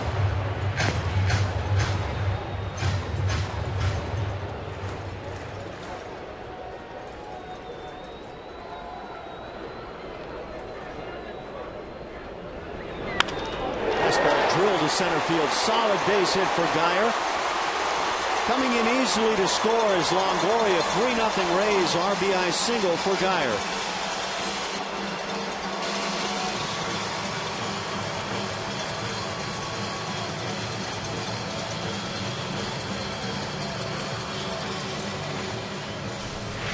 Just an old-fashioned hanging fastball from Buchanan, and Guyer was right on it. Number 20, Matt Joyce.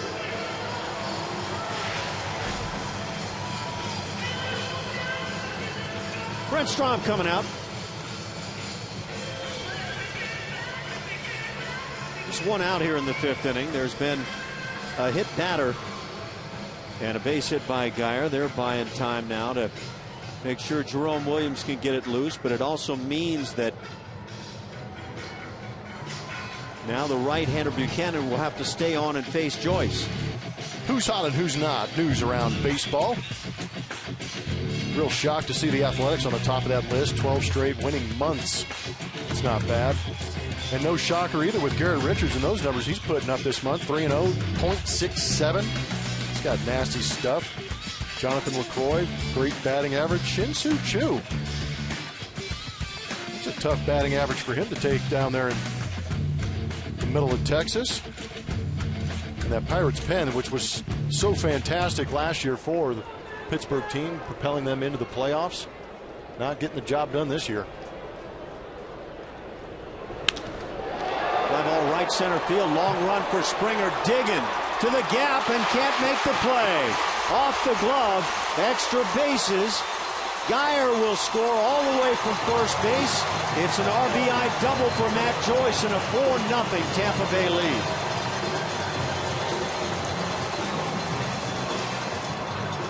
Tremendous effort by George Springer with that leap, that dive in the end. Got leather on it and couldn't haul it in.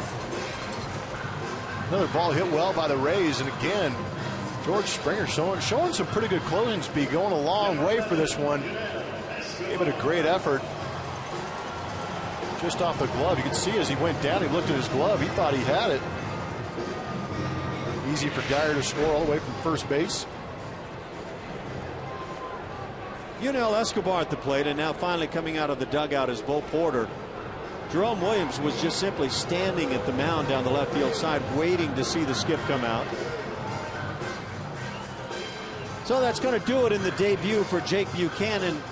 He'll work 4 1/3 innings. He's allowed 4 runs, and Joyce at second base belongs to him.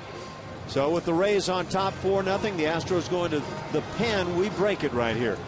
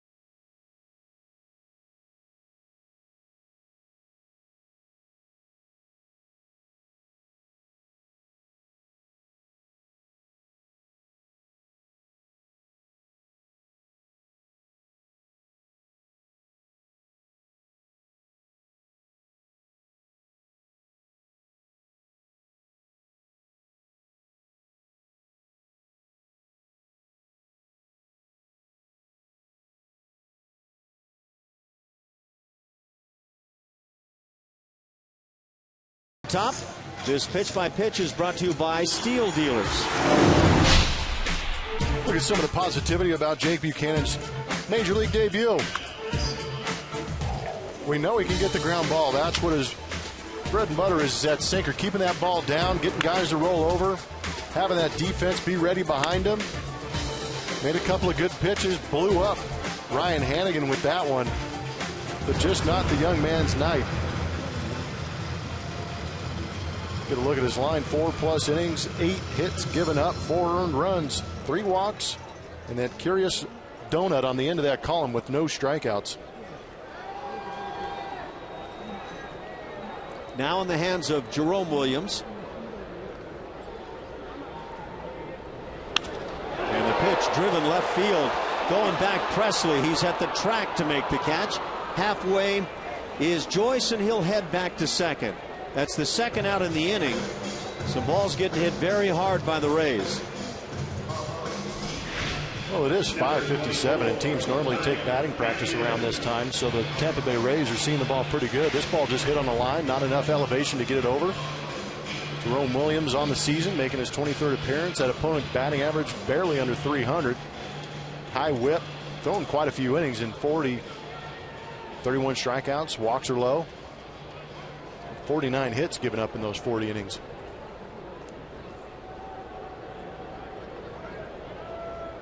With 2 down, the 9 hitter Ryan Hannigan at the plate.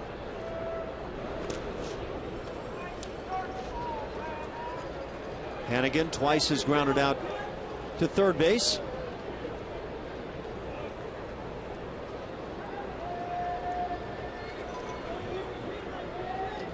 Eight Tampa Bay hits to just 1 for Houston. Infield single by Jose Altuve.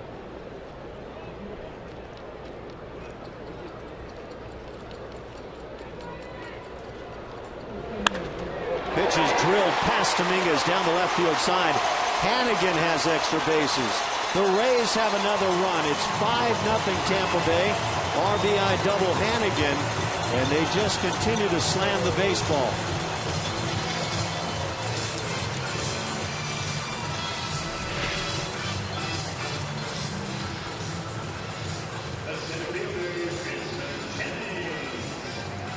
Yeah, these balls are getting ripped. It's a laser show here today at Trop. Dustin Pedroia in town, huh? Yeah, he is self-proclaimed laser show. And I appreciated every minute of that interview. That was awesome. Still 2 outs. Back to the top, Desmond Jennings. He's 2 for 3 on the day. 9 Tampa Bay hits.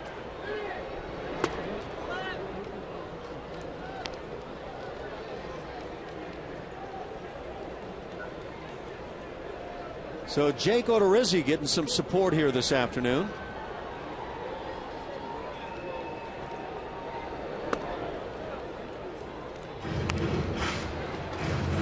Two balls and no strikes. That 5th run now charged to Jake Buchanan.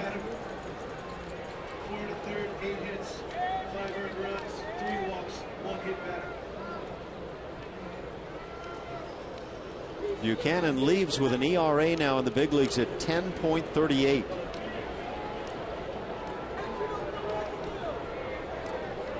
Probably not exactly what he had dreamt about coming to the bigs.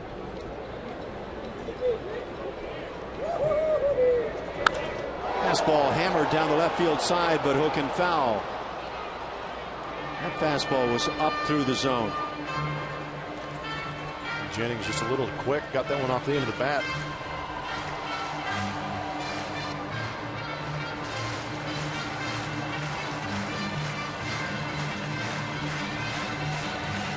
The Astros 22-16 in their last 38 games, but in jeopardy here this afternoon. And if the Rays take this one, they will have won 4 of 6 on the season series.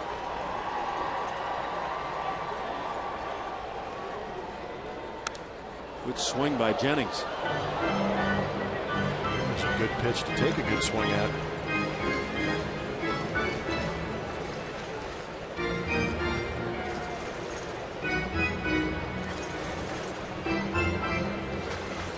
Jake Odorizzi, the right-hander for Tampa Bay, on the other hand, has thrown just 72 pitches through his 5 innings. Shutout baseball, 1 hit against him. He's walked 1 and struck out 5 on the day. And now a 3-2 count.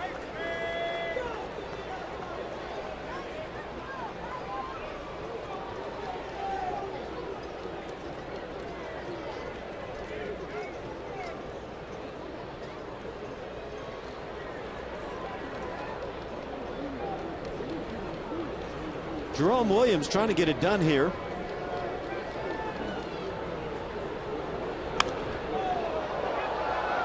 Doing him a favor likely was Desmond Jennings.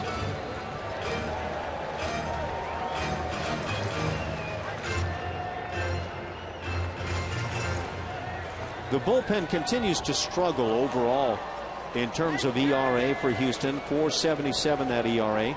The starters a full run better. 3.76 coming into play today, but that got touched up a bit.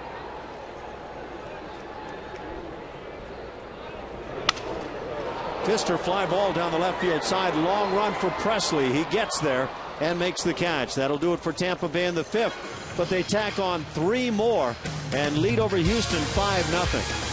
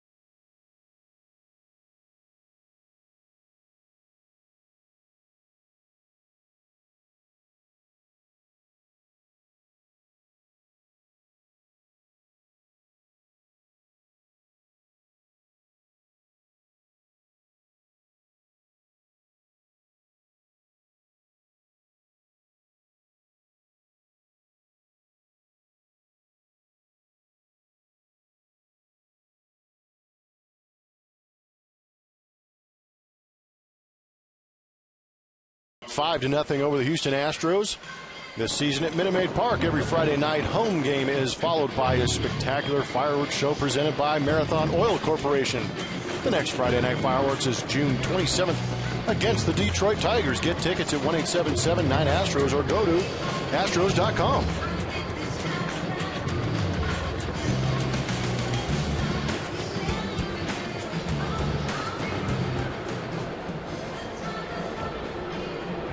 Back at the top.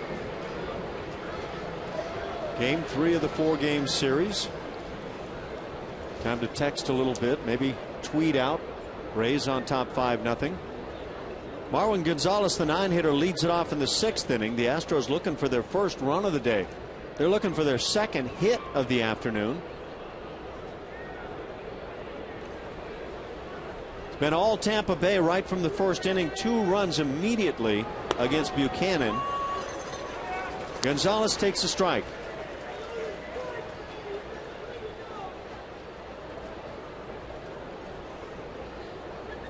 The Astros with their 33rd win last night. That equals the figure from the first half last year. And now 0-2 on Marwin. Rizzi's looking pretty comfortable tonight.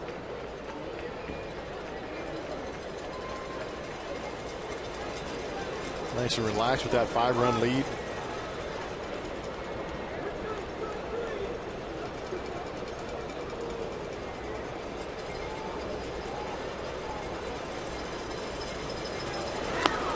And down on strikes, Marwin Gonzalez. First out here in the 6th inning. 6 strikeouts for Odorizzi. Saw him shake off that curveball. Maybe there's something he knew in the scouting report that said he can elevate a fastball, and Marwin Gonzalez shakes to it, gets the strikeout.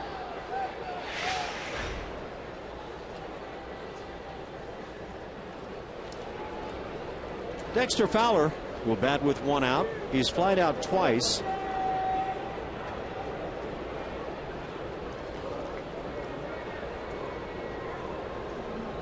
Odorizzi struck out 11 against Cleveland back on May 9th. Did that in just 5 innings.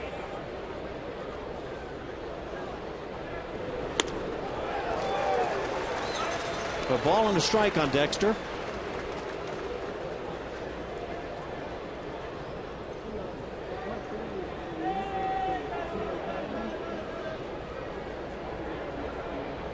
Jake Odorizzi also leads Major League rookie pitchers in losses with the 7. Now ahead in the count 1-2.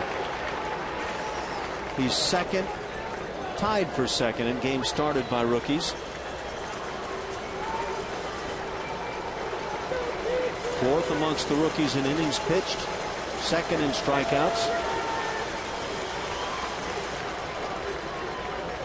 Rays have had a lot of injuries.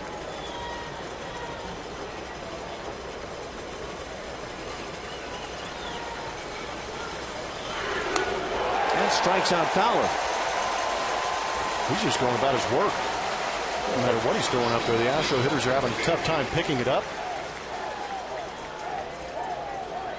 Nobody really squaring it up. 7 strikeouts. Odorizzi's got some good minor league strikeout numbers. Strikeouts per 9, and A ball he was at 10. High A ball he's at 11, almost 12. Double A he was at 11. Doesn't have a big time fastball. I wonder how much that changeup plays in for him. And here in the big leagues in 2014, he's got to be up around 10.5 now at strikeouts per 9 innings. Jose Altuve. Speaking of, yeah, he gets the changeup and swings through it. Altuve has the only Houston hit. It came in the 4th inning. Infield single. Hit one sharply back up the middle. Hit the leg or foot of Odorizzi. It kicked to the left side, and Jose easily beat it out. That fastball sneaks up on you after the change. The scoreboard here said it was 94 miles an hour. It looked alive. Averages right around 90 miles an hour on his fastball. Yeah, I believe 94 would easily be the high water mark today. Oh, goodness.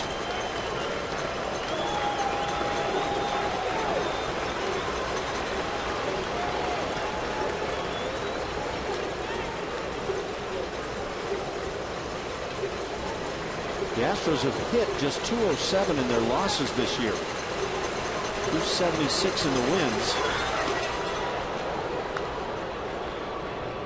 1-2 the count. Get back to how hot Altuve is. Picked up that hit in the 4th inning. Speaking of hot, that hairdo's got to be tough to haul around.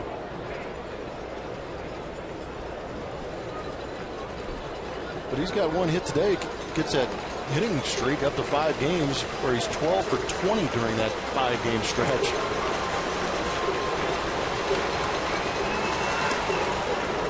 Brings the slider, misses. It's 2-2. Jared Cozart beat David Price last night. No easy feat. And Price was very good in taking the loss, his 7th on the year. Jared Cozart 7-5 now for Houston.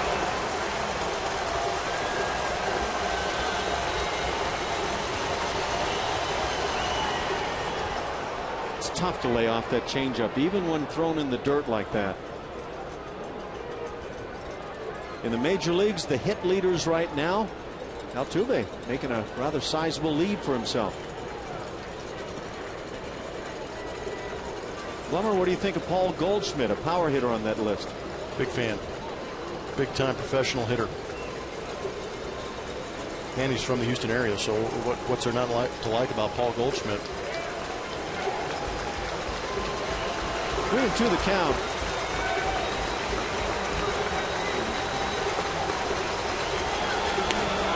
Altuve draws the 2-out walk. Second walk now issued by Odorizzi.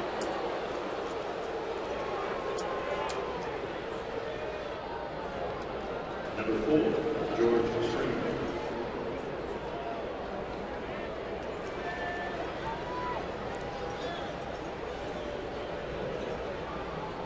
To bring up George Springer, a chance to get a big swing. He's 0 for 1, line to left field in the 1st inning. Initially ruled a hit, but then they reviewed it, and the left fielder Geyer came on, made a sliding play, and got his glove under it. Umpires changed the call.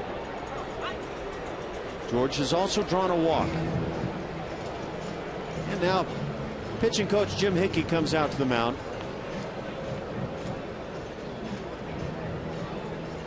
You think this is specifically about Springer?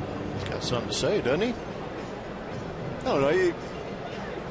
2 Ks and a walk, nothing really to panic about. Maybe he's seen a little hitch in the delivery of Odorizzi. Go out there and remind him of maybe a couple of keys that help him go towards home plate.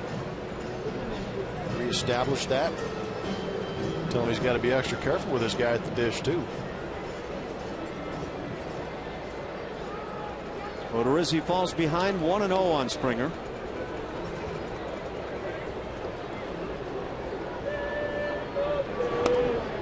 And 2-0.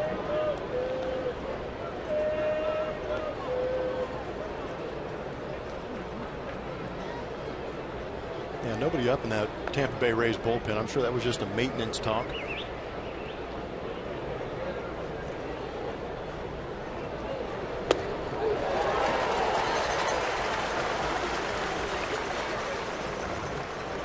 Springer hitting .245.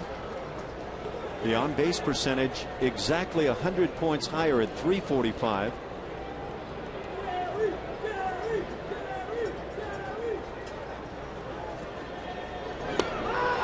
Big whip, and it's 1-2.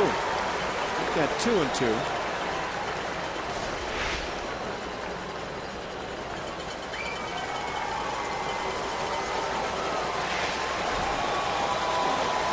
For a 5-run bomb right there.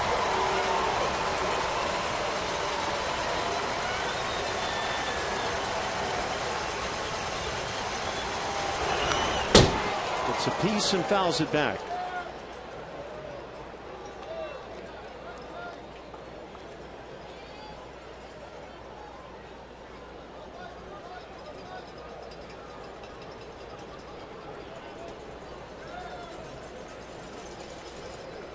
Two and two on George. We're in the 6th inning. 5-0 Rays. The Astros could use some big swings. And down on strike Springer. 3 strikeouts in the inning. 8 on the afternoon now for Odorizzi, who walks a man, but the Astros stranded.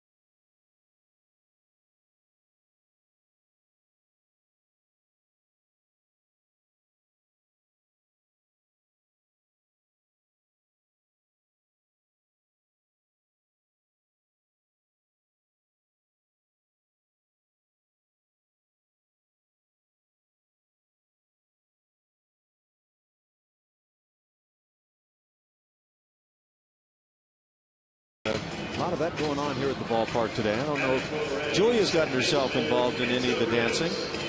Disco. Plenty of opportunities. Get your groove thing on. Julia, you part of the disco scene? Julia's out running around, so well, maybe she's dancing. We'll find out later. We go to the bottom of the 6th inning. Ben Zobrist starts things. He takes a strike from Jerome Williams, pitcher number 2 on the day for Houston. And a slow start on the year for Ben, hitting .249. 1 for 2 today. Also has drawn a walk and scored a run. Ground ball right side, backhanded, nice play by Altuve, and he'll get the out. The right fielder, Kevin Kiermaier. Good use of the shift by Jerome Williams. Nice little nifty backhand by Altuve. You could see Marwin Gonzalez backing him up also. Plenty of players over there to make that play.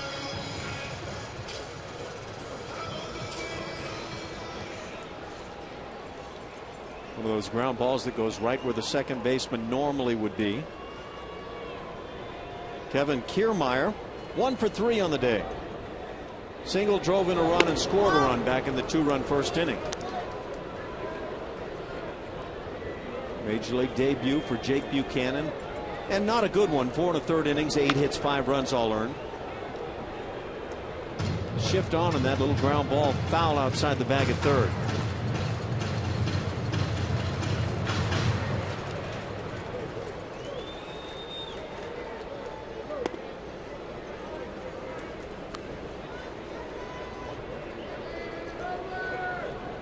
Two and 1 the count.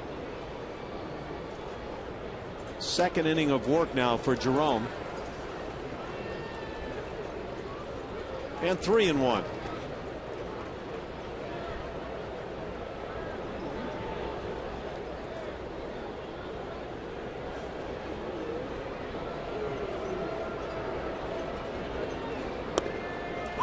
Strike at the bottom of the knees. That'll fill it 3 and 2.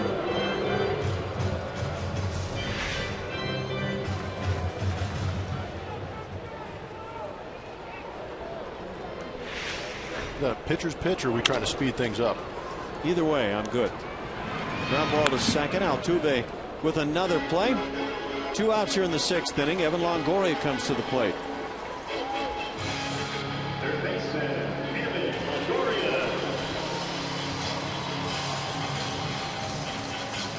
Longoria 1 for 2, hitting .263. He scored a run that came in the 5th inning after being hit by a pitch to start things. That was the undoing then of Jake Buchanan.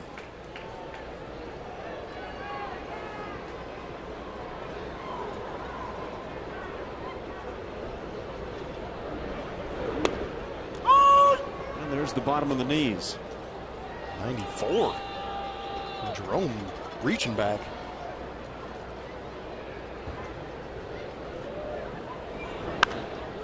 Pitch just popped up on the right side, shallow and right. Springer coming on. He'll make the catch. A 1-2-3 6th inning as Jerome Williams gets through it. 5-zip Rays.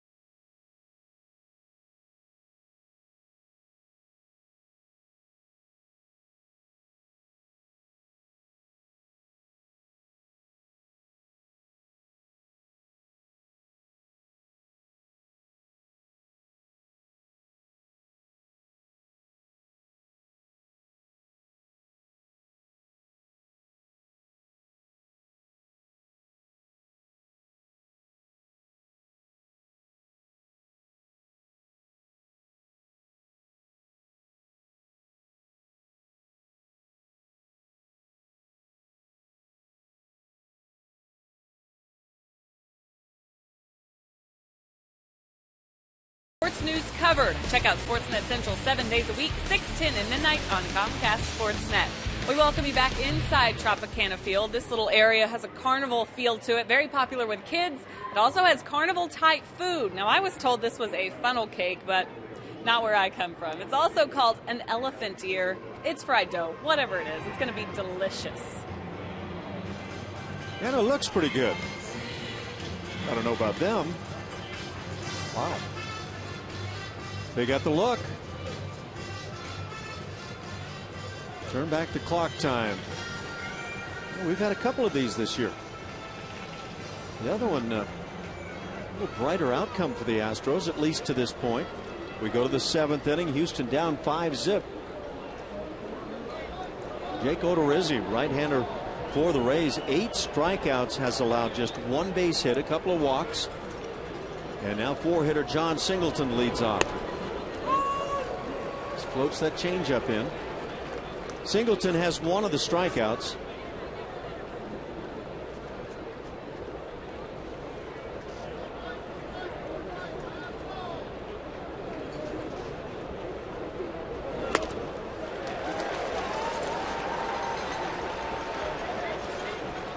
Fastball has not been finding bats, even at 91.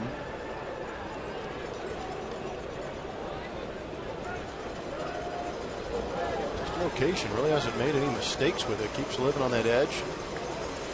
Little run to it, but nobody really able to barrel that thing up. 9 strikeouts now for Odorizzi. That's out number 1 here in the 7th. Just like we promised earlier in the game, it's Miller time, brought to you by Miller Lite. And it is a young man on the mound for the Tampa Bay Devil Rays, Jake Odorizzi, doing a great job. And I'm sorry I keep calling them Devil Rays because I was a Devil Ray and they are no longer Devil Rays. But doing a great job. Throwing fastballs, changeups, a couple sliders here and there, but Astros have a propensity to strike out quite a bit in games, and Odorizzi taking advantage of that. Matt Dominguez has not struck out in his 2 at-bats. He's grounded out and flied out. One thing we've seen from Odorizzi, he's been getting ahead on hitters today, and that's what he's done in recent starts. Over his last 4 starts, 62 of the 88 hitters he's faced, he got ahead with on that first pitch. Which is kind of odd when you consider the next point about him. He's averaged 19 pitches an inning this year. That's the highest in the major leagues. Figure if you're going to get ahead on the first pitch, you're going to get likely a number of short innings. Fly ball right field. Easy for Kiermaier. He'll make the catch, and 2 down.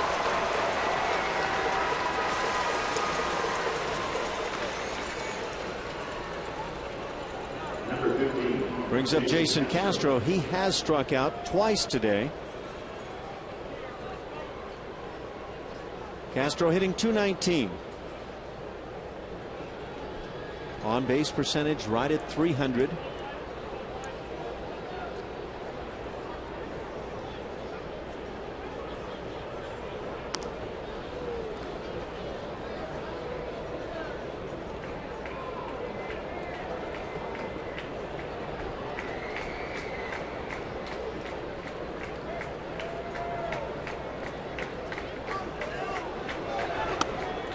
Fastball nowhere close.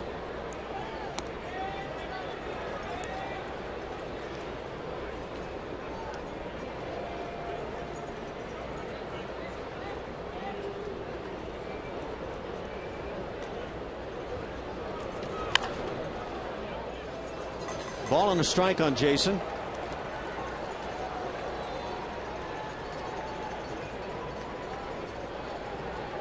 Been following the World Cup, Plummer? I actually have been watching a couple games here and there when we get the opportunity. Find it interesting.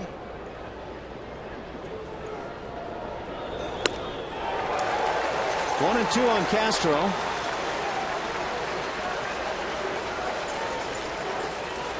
How about you? You a big Argentina fan? Well, and I've got a lot of family members that love the soccer. I haven't quite figured it out yet. You got to have some time to sit down and embrace the game. Third time today that Castro has struck out on Odorizzi, who now has struck out 10 through 7 innings. 5-0 Tampa Bay.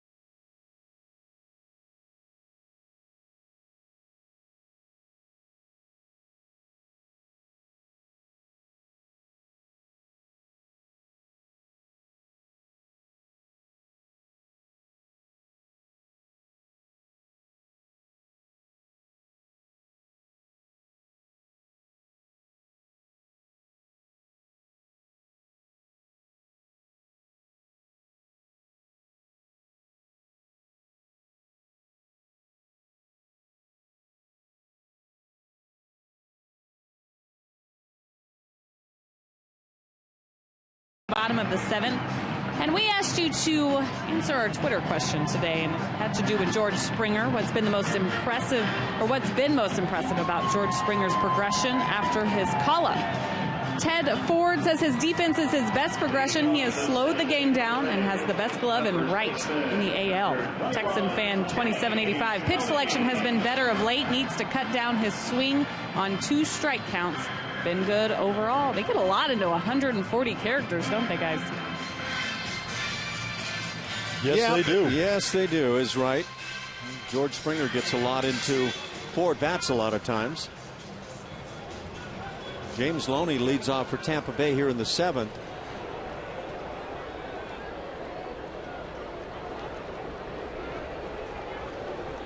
And Jerome Williams still on the hill, 3rd inning. Ooh, that was a good pitch. Where'd that one miss? A couple of centimeters off the outside corner. Yeah. Bud Norris picked up a win for Baltimore today. 1-1 the count. He beat Vidal Nuno of the Yankees. Bud went his 5 innings to pick up win number 7 on the year. He's 7-5. 1-2 the count, and that's quickly in the seats. Even on turn back the clock day.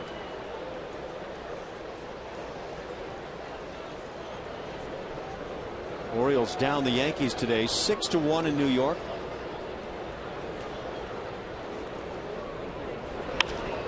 Slider drilled back to the mound, knocked off the glove of Williams. With the play, Marwin Gonzalez, and heck of a play. It was a pretty incredible play all the way around. Jerome Williams doing a great job of throwing the glove out there to knock it down a little bit, and then Marwin Gonzalez not giving up on the play, coming in behind. 1-6-3. That's a very nice one. It was a bullet.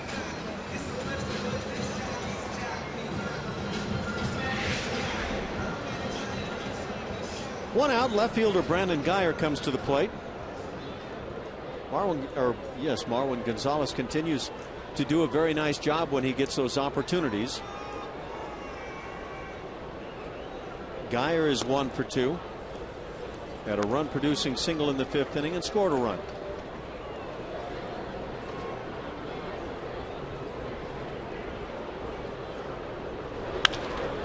Ground ball to short. Marwin's right there. And the 2nd out of the inning. In that Baltimore win over the Yankees, Nelson Cruz has slammed his 23rd.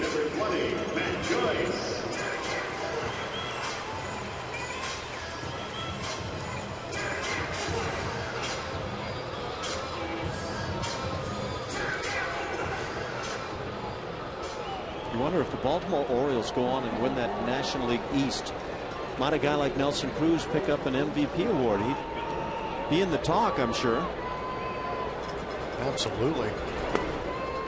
Strike at the bottom of the knees. Matt Joyce at the plate. He's walked twice and doubled. That drove in a run.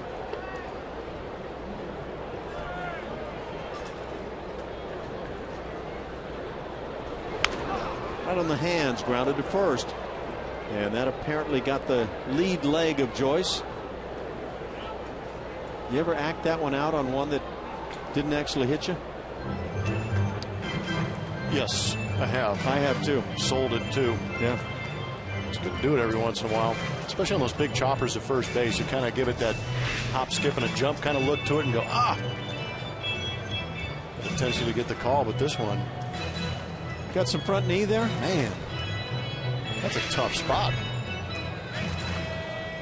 I don't see that happen too often, but when a guy has a good cutter or makes a good pitch on that inner third,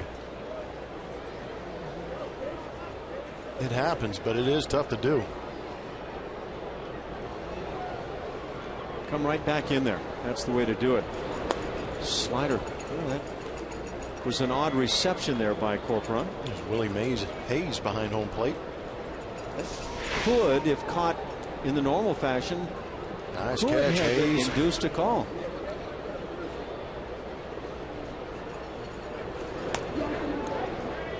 Two and two. Minnesota defeated the White Sox 4-3. Joe Mauer had a 2-run double. Kevin Correa pitched well over 6 innings.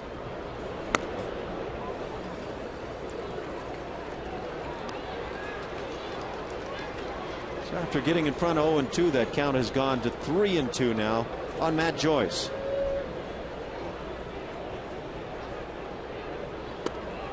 And he got him on a changeup. Nicely done. First strikeout for Jerome. A 1-2-3 7th inning. To the 8th we go. 5-zip Rays.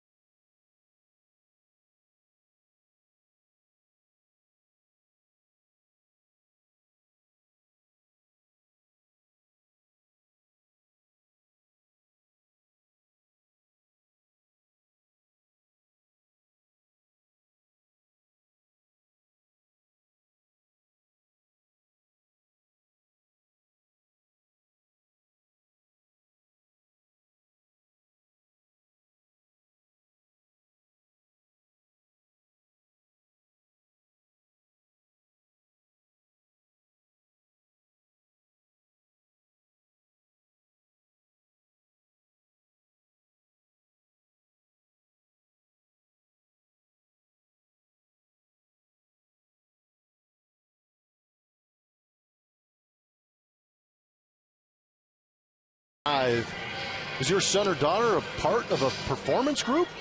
Have them perform at Minute Maid Park. Whether you are treating your employees, hosting clients, or bringing out your church or youth sports team, we will create an experience your group is sure to remember. Call 1-877-9-ASTROS or email groupsales@astros.com. That looks good right about now, doesn't it? Man, yeah. Get you some good fish, have a cooler out the back, and what a couple of your good friends. What are you hoping to catch there? I have no idea what's indigenous to this region down here, nor am I a fisherman. You spent some time down here. I thought you might have. Nope, not doing that. Sampled the fishing wares. Carlos Corcoran leads off, 103 pitches now. But a very effective afternoon for Jake Odorizzi. 10 strikeouts through 7 innings. 1-1 the count.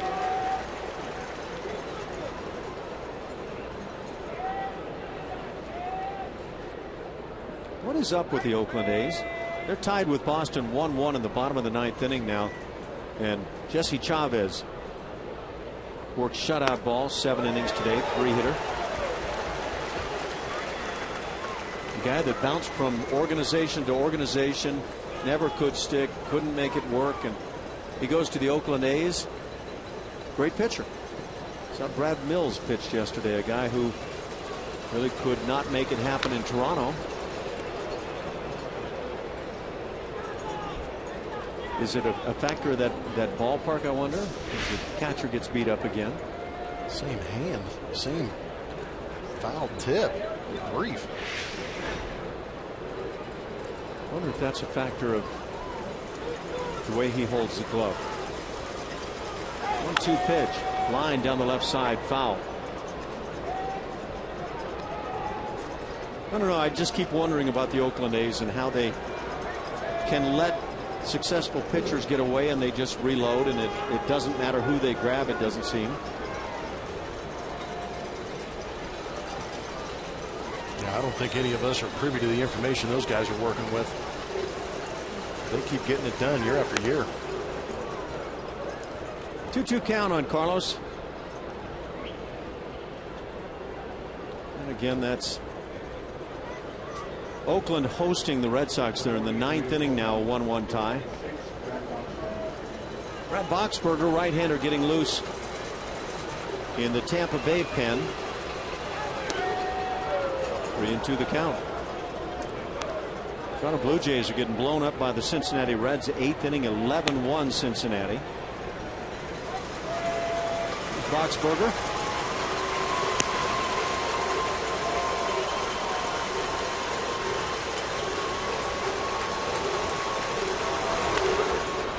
Just protecting his corporon. It stays at 3-2.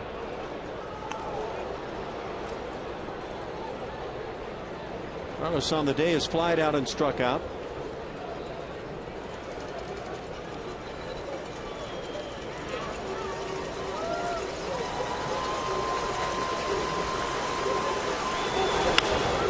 Line drive softly hit right at Zobrist. He makes the catch, and out number 1 here in the 8th inning. Good AB by Corp. Nothing to show for it. Laid off some tough pitches, fought off some good pitches. Pretty good ratio from the young man. 111 pitches and 70 of those strikes. And Joe Madden is going to go out there and relieve him of his duties and tell him that he did a great job tonight. But Joe Madden reaching the mound now. And the fans here enjoying very much what they've seen from Jake Odorizzi. He gets a standing ovation as he heads to that first base dugout. Boxberger coming in from that right field bullpen, and Odorizzi certainly in a position to pick up a W today. Leads it 5-0 here in the 8th inning. We'll go to a break. We'll be right back.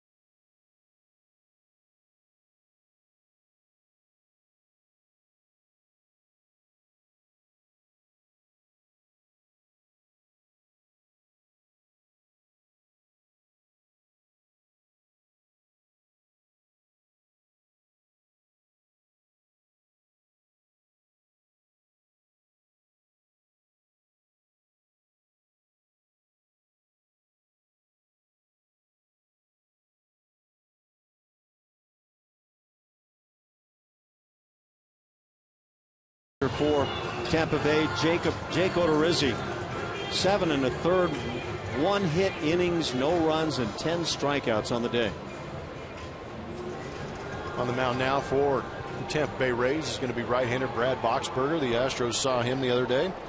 He went 1 inning. Punched out all 3 guys he faced. So he'll take over with 1 out here in the 8th inning, facing Alex Presley, who pops 1 foul back to the seats. Presley is struck out looking and grounded out.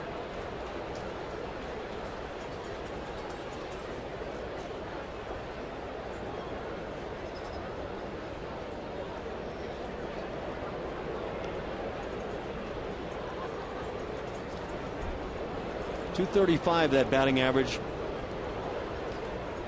Been a while since he's hit a home run. He lines one to right center field. Good jumping right, Kiermaier, and he makes a circus catch. Maybe laying out beyond what he needed, but the fans here in Tampa Bay enjoy it very much.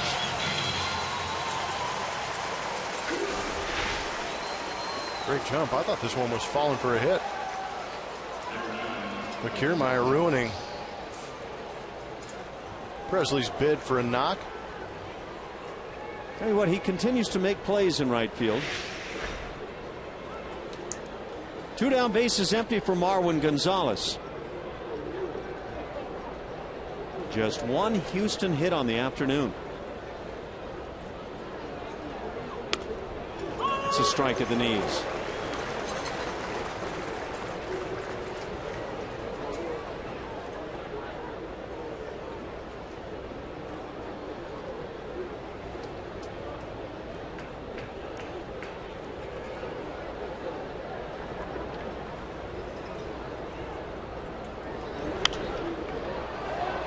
Pitches pop foul to the seats on the left side. 0-2 the count. Longoria came over and gave it a look.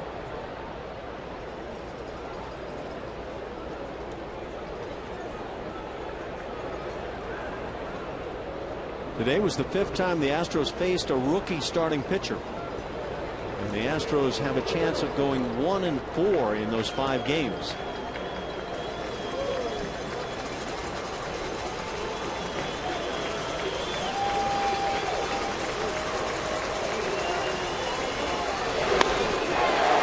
Tip hung on to by Hannigan. Another strikeout of Astros hitters. That's 11 on the day. A 1-2-3 8th inning.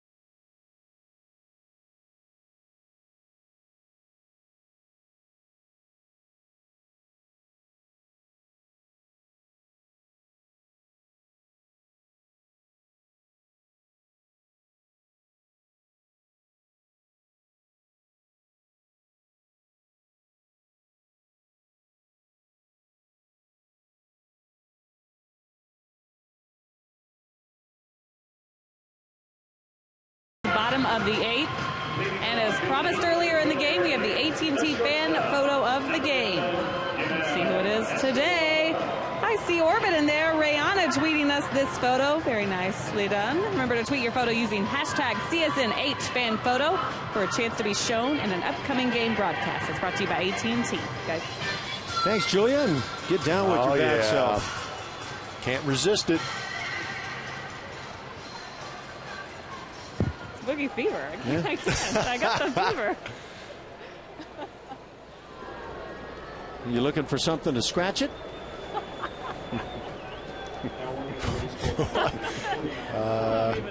The fever. Good grief. Can't believe you're talking about your rash again, Ash. 8th inning, Yunel Escobar leads off. 0 for 3 on the day.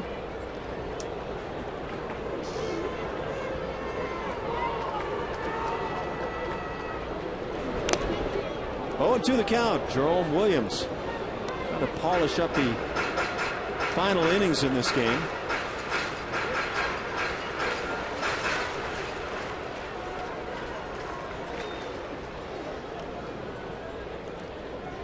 Escobar, Hannigan, and Jennings for Tampa Bay as the pitch is hit in the air to right field.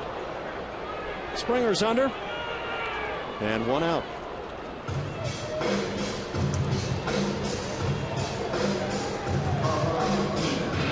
The catcher, number 24, Brian Hannigan.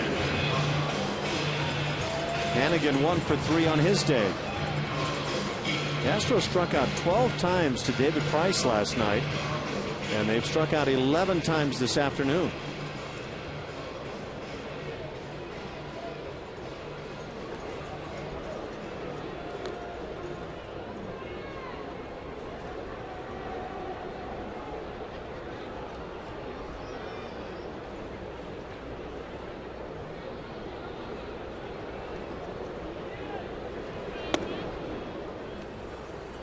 Jerome Williams came on back in the 5th inning. Came on with 1 out. 3 runs were in that frame. And he shut it down since. He allowed a double to the second man he faced. That was Hannigan. And since then, not a base runner. Pitching real well. Retired 8 in a row. 1 strikeout, and that's the only strikeout for Houston pitching today. Pretty amazing to think about. The Rays came out swinging, though. 4 hits in the 1st inning. Led 2-0 right away, and the Astros, obviously with the bats, just can't get anything going.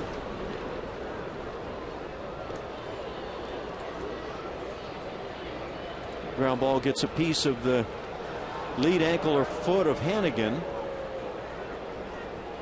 Fans, follow every Astros game with MLB.com @bat on your favorite mobile phone or tablet. Get live look-ins, instant replays, scores, stats, audio, free MLB.tv, game of the day, and more. Download it on the App Store or visit Astros.com today. 2-2 the count on Hannigan.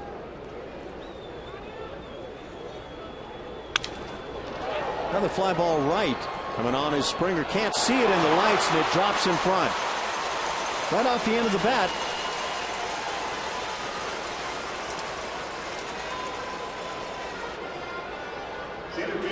It's a tough ceiling during the day.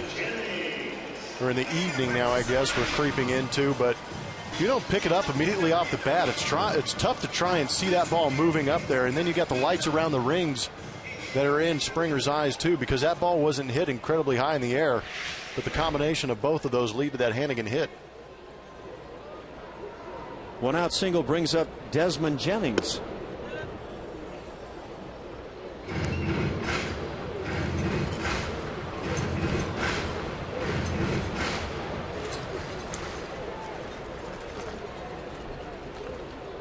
Jennings with a couple of hits and 4 at bats has a 2-0 count.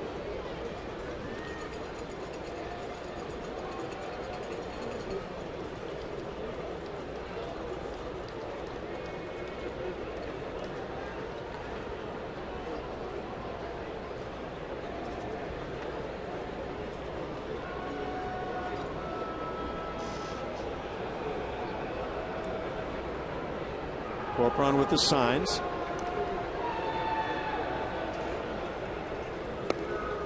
On the bottom of the knees. It's been the call all day long. Manny Gonzalez behind the dish.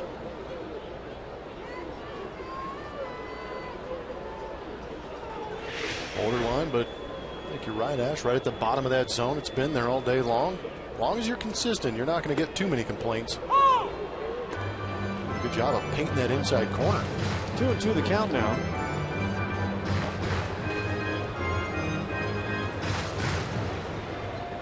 Jerome Williams trying to shave his ERA down under the 5 mark.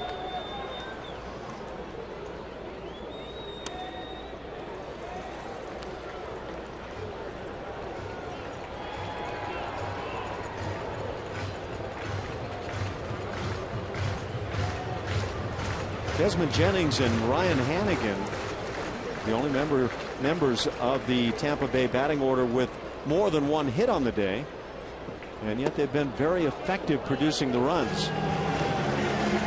It is ball 4. Runners at first and second now for Ben Zobrist.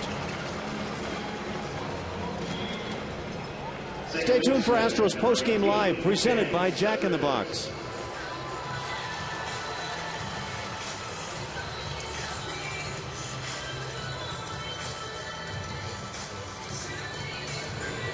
Corp with the signs, letting the runners, or the infielders rather, know where he goes with the throw.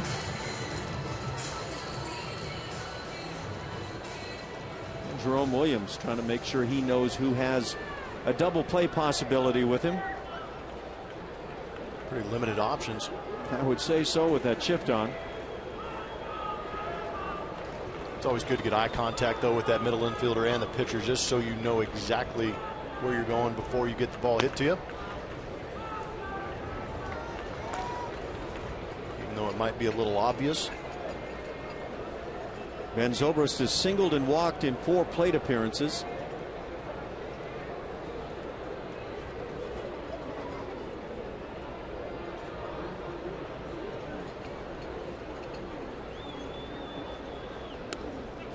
To another count. That walk to Jennings, the first issued by Jerome Williams.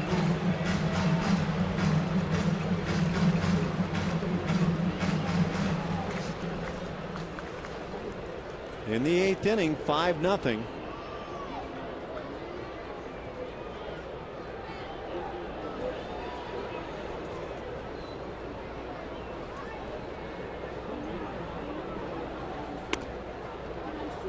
And 3-0 the count.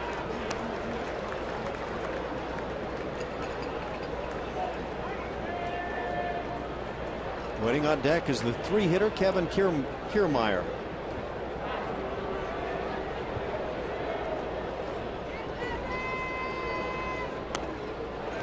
Ball 4 on 4 pitches. We'll load him up for Kiermaier.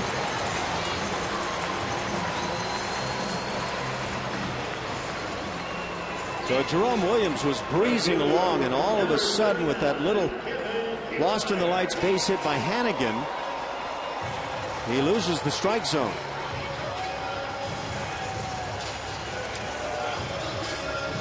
He's cruising right along. Missed on that 3-2 pitch to Jennings, and now just watch Zobrist. Get yourself a bit of a situation after we did such a wonderful job of pumping him up and saying what a great job he was doing. Saving that bullpen.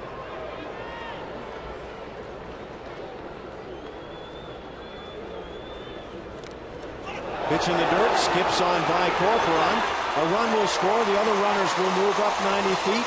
6-0 Tampa Bay on the wild pitch.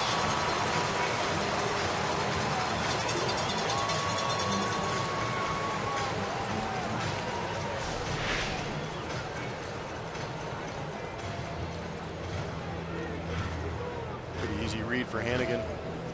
Coming in from third. Everybody moving up 90 feet on that wild pitch.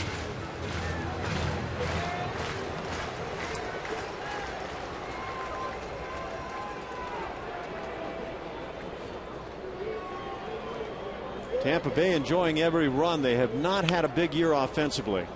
Infield draws in for the Astros now. 1 out. Yunel Escobar flied out to right field to start the inning. It'll be tough to get it through that right side.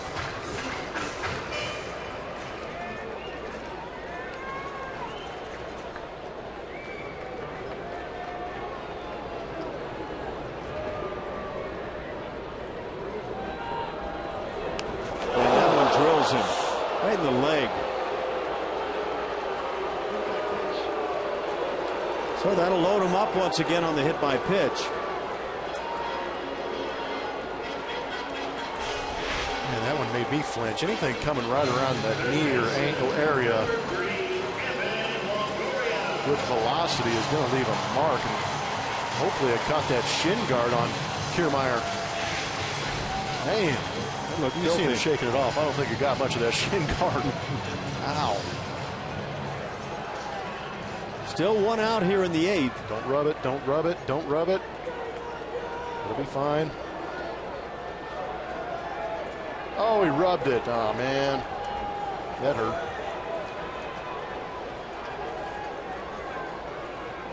Jennings, Zobrist, and Kiermaier the base runners. Longoria at the plate.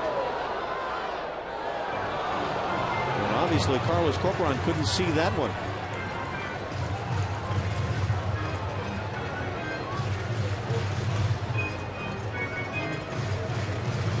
Next pitch will be 55 for Jerome Williams. Extending himself here. Nobody getting loose in that Astro bullpen. This is on Jerome right now. Nobody backing him up.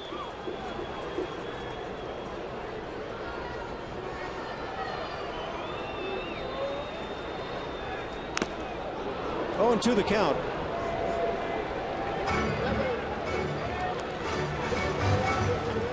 Astros need a mercy ground ball for a pair here.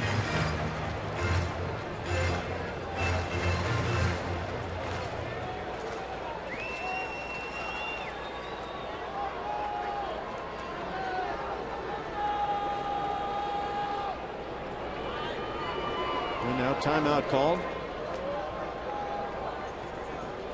2 in the first, 3 in the 5th, 1 more here in the 8th. And Tampa Bay trying to add to that.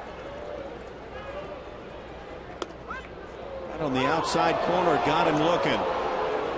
Perfect pitch by Jerome Williams, second out of the inning. And now he'll work with 2 outs. James Loney comes to the plate. Pretty good pitch.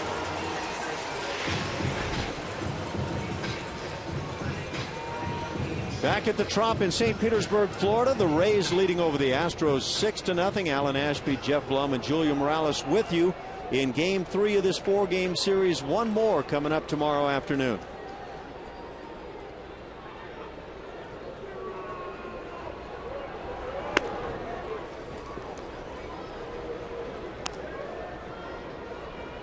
That strikeout of Longoria, just the second strikeout of a Tampa Bay hitter today.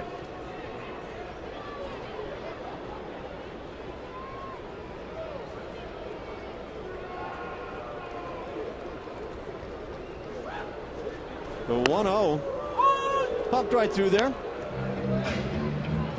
This Rays club will watch some pitches. When it's all said and done, it hasn't added up to a lot of runs for them.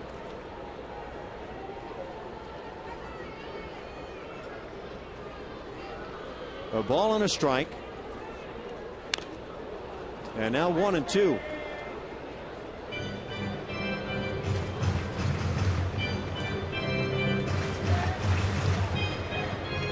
Tampa Bay dead last in runs per game. They're at 3.6 runs a game. The Astros are 13th in the league.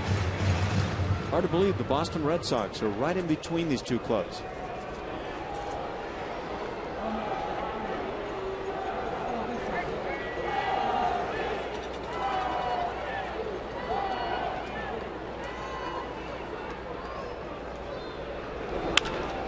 Ground ball back up the middle. That's a base hit. That's going to plate 2. And they better get it back in quickly or it might be 3. They do. So James Loney drives in his 3rd run of the game. 2-run single here in the 8th inning. And it's wide open now at 8-0.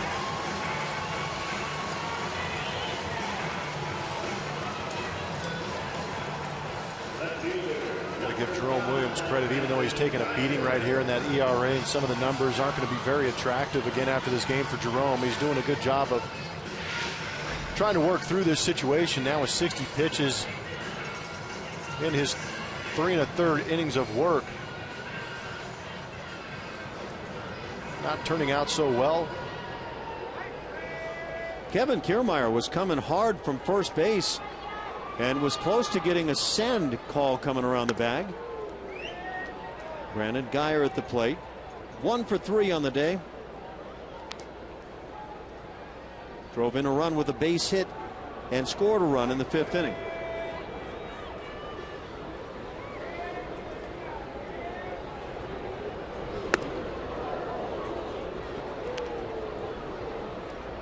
It's a ball and a strike.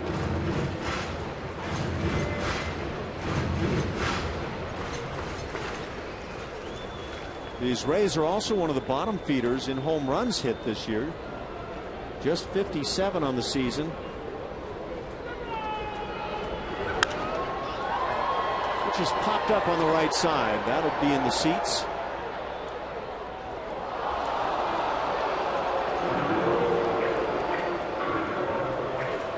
Top clubs in home runs: Toronto, Oakland, and Houston. The bottom clubs from the bottom up: Kansas City, Texas, and Boston. Rays are right in front of the Red Sox, but not the Red Sox playing in Fenway Park and right there at the bottom of the league in home runs. Texas too. It's a good hitting ballpark right there. Getting a piece and fouling it off is Geyer. Yeah, it's pretty amazing. It's understandable with Kansas City in their ballpark. Tampa Bay Rays have a right-hander loosening in their pen. Kirby Yates.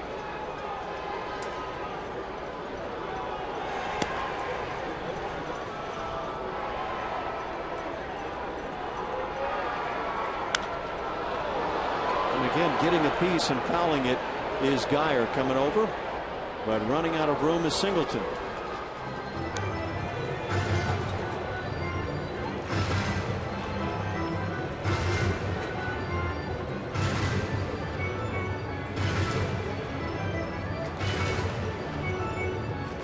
Battle here in this 8th inning for Jerome, and I agree with you. It's laudable that he has just kept plugging away, trying to get through the frame.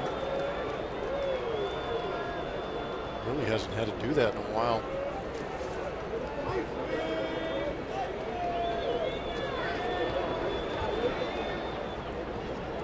Little fly ball that got in the lights, got things started. And a strikeout. So Geyer goes down. Couple of strikeouts in the inning for Williams, but the Rays put 3 more on the board. It's now 8-0 Tampa Bay.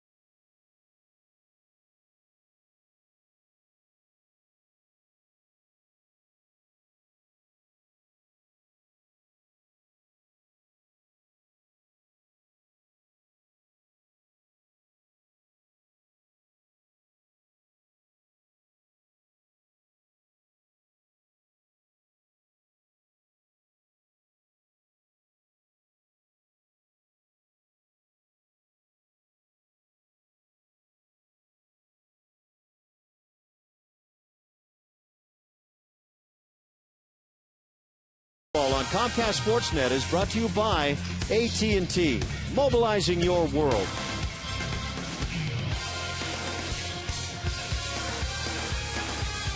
Great sights on the beaches here locally. And for Tampa Bay Rays fans, great sights here at the ballpark this afternoon. They lead 8-0 over the Astros, trying to make it 2 out of 3 in the series and 4 out of 6 on the season series. Now Kirby Yates takes over. Making his 6th appearance. He's only got 5 2/3 innings under his belt so far this season. Opponent batting average under 200. Giving up 1 home run. Last outing was back on the 18th against Baltimore. He went 2/3 of an inning. Gave up 2 hits, 1 run. That run was on that only home run he's allowed this year. Feature a fastball in the low 90s. Average about 93 miles an hour. He's got a slider. Uses his changeup sparingly. Here in the 9th inning, Dexter Fowler leads it off, followed by Altuve and Springer.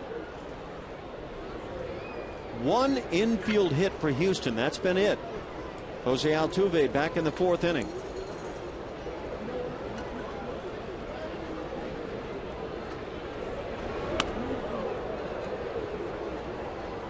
And yes, that was just a bit outside.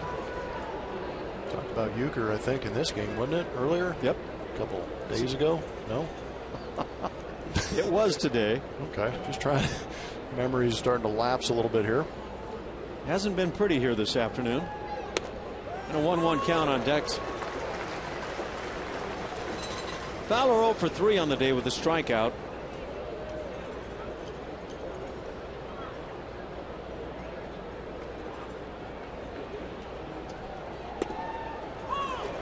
There's that low strike. It's 1-2.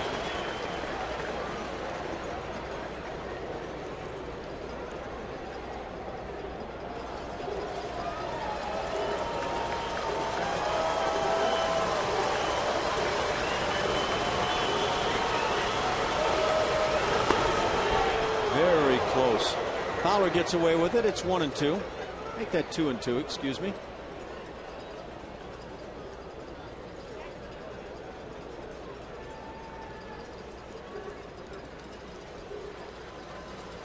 Fowler now hitting .276 and now gets timeout. Jake Buchanan with his major league debut. It didn't go so well. 4 1/3 innings and got touched up with 5 runs. Pitch is fouled to the seats down the left side. Evan Longoria gets some sprinting time in.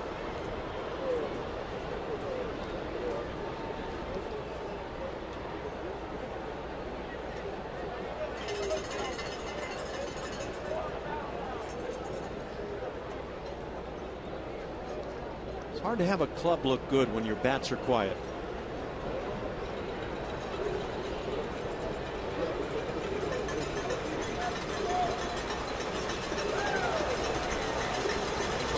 Two, and now 3-2.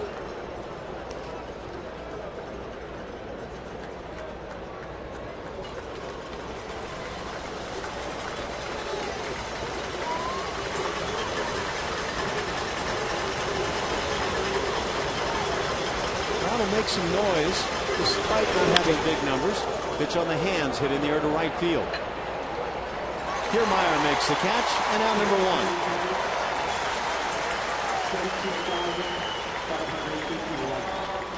$17,551 on hand this afternoon. Turn back the clock, Dave. Astros in the rainbows, and it hasn't worked out. George Springer, the last time he wore the rainbows, a couple of dingers. And now Jose Altuve, possessor of the only Houston hit today.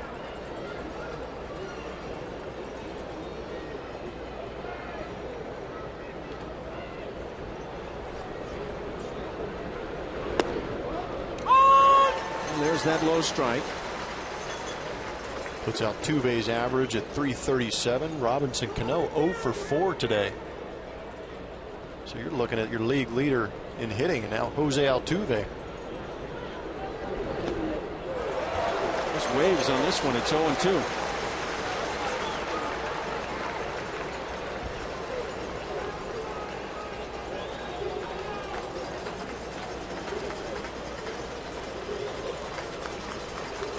It's hard to imagine somebody hotter than Altuve, but there have been some pretty hot hitters. You mentioned Cano. Victor Martinez has been up there. He gets tied up. It's a shallow fly ball to center field. Easy for Jennings, and 2 down here in the 9th inning. The Astros down 2 and out.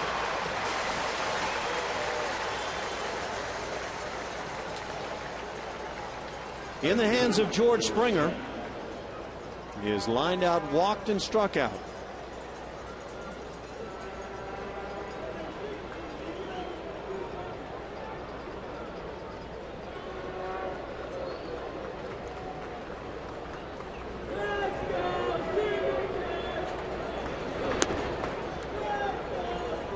Who also has been putting up very good numbers with the batting average. Michael Brantley of the Indians started the day at .326. Alex Rios has had briefly the leadership in batting average. Miguel Cabrera is 6th now. A ball and a strike on George. I'm surprised to see, well, I'm not surprised to see Encarnacion tied for the American League lead in home runs, but when we saw him, not many home runs in the stat column for home runs, and now he's just lighting it up. Well, he had a huge month. I believe it was May. 1 and 2. Lead the American League in RBIs. Yep.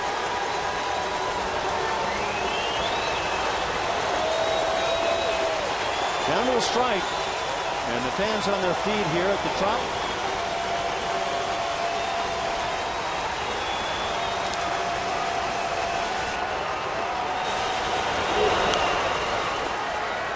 Springer stays alive as he gets a piece of that high fastball.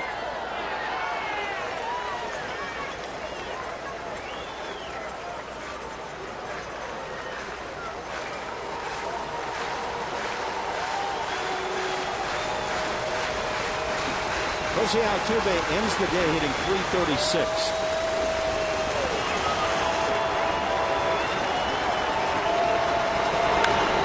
And again, Springer spoils.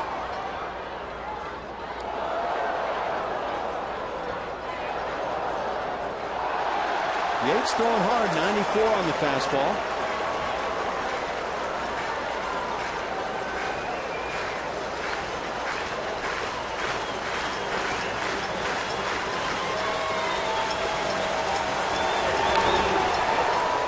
That's tough, that slider. Did a good job of battling. Try and fight those off and hope he makes a mistake.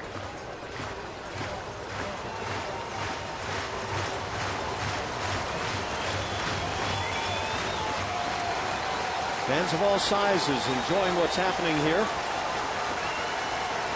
And the 1-2. Close, but moves the count to 2-2.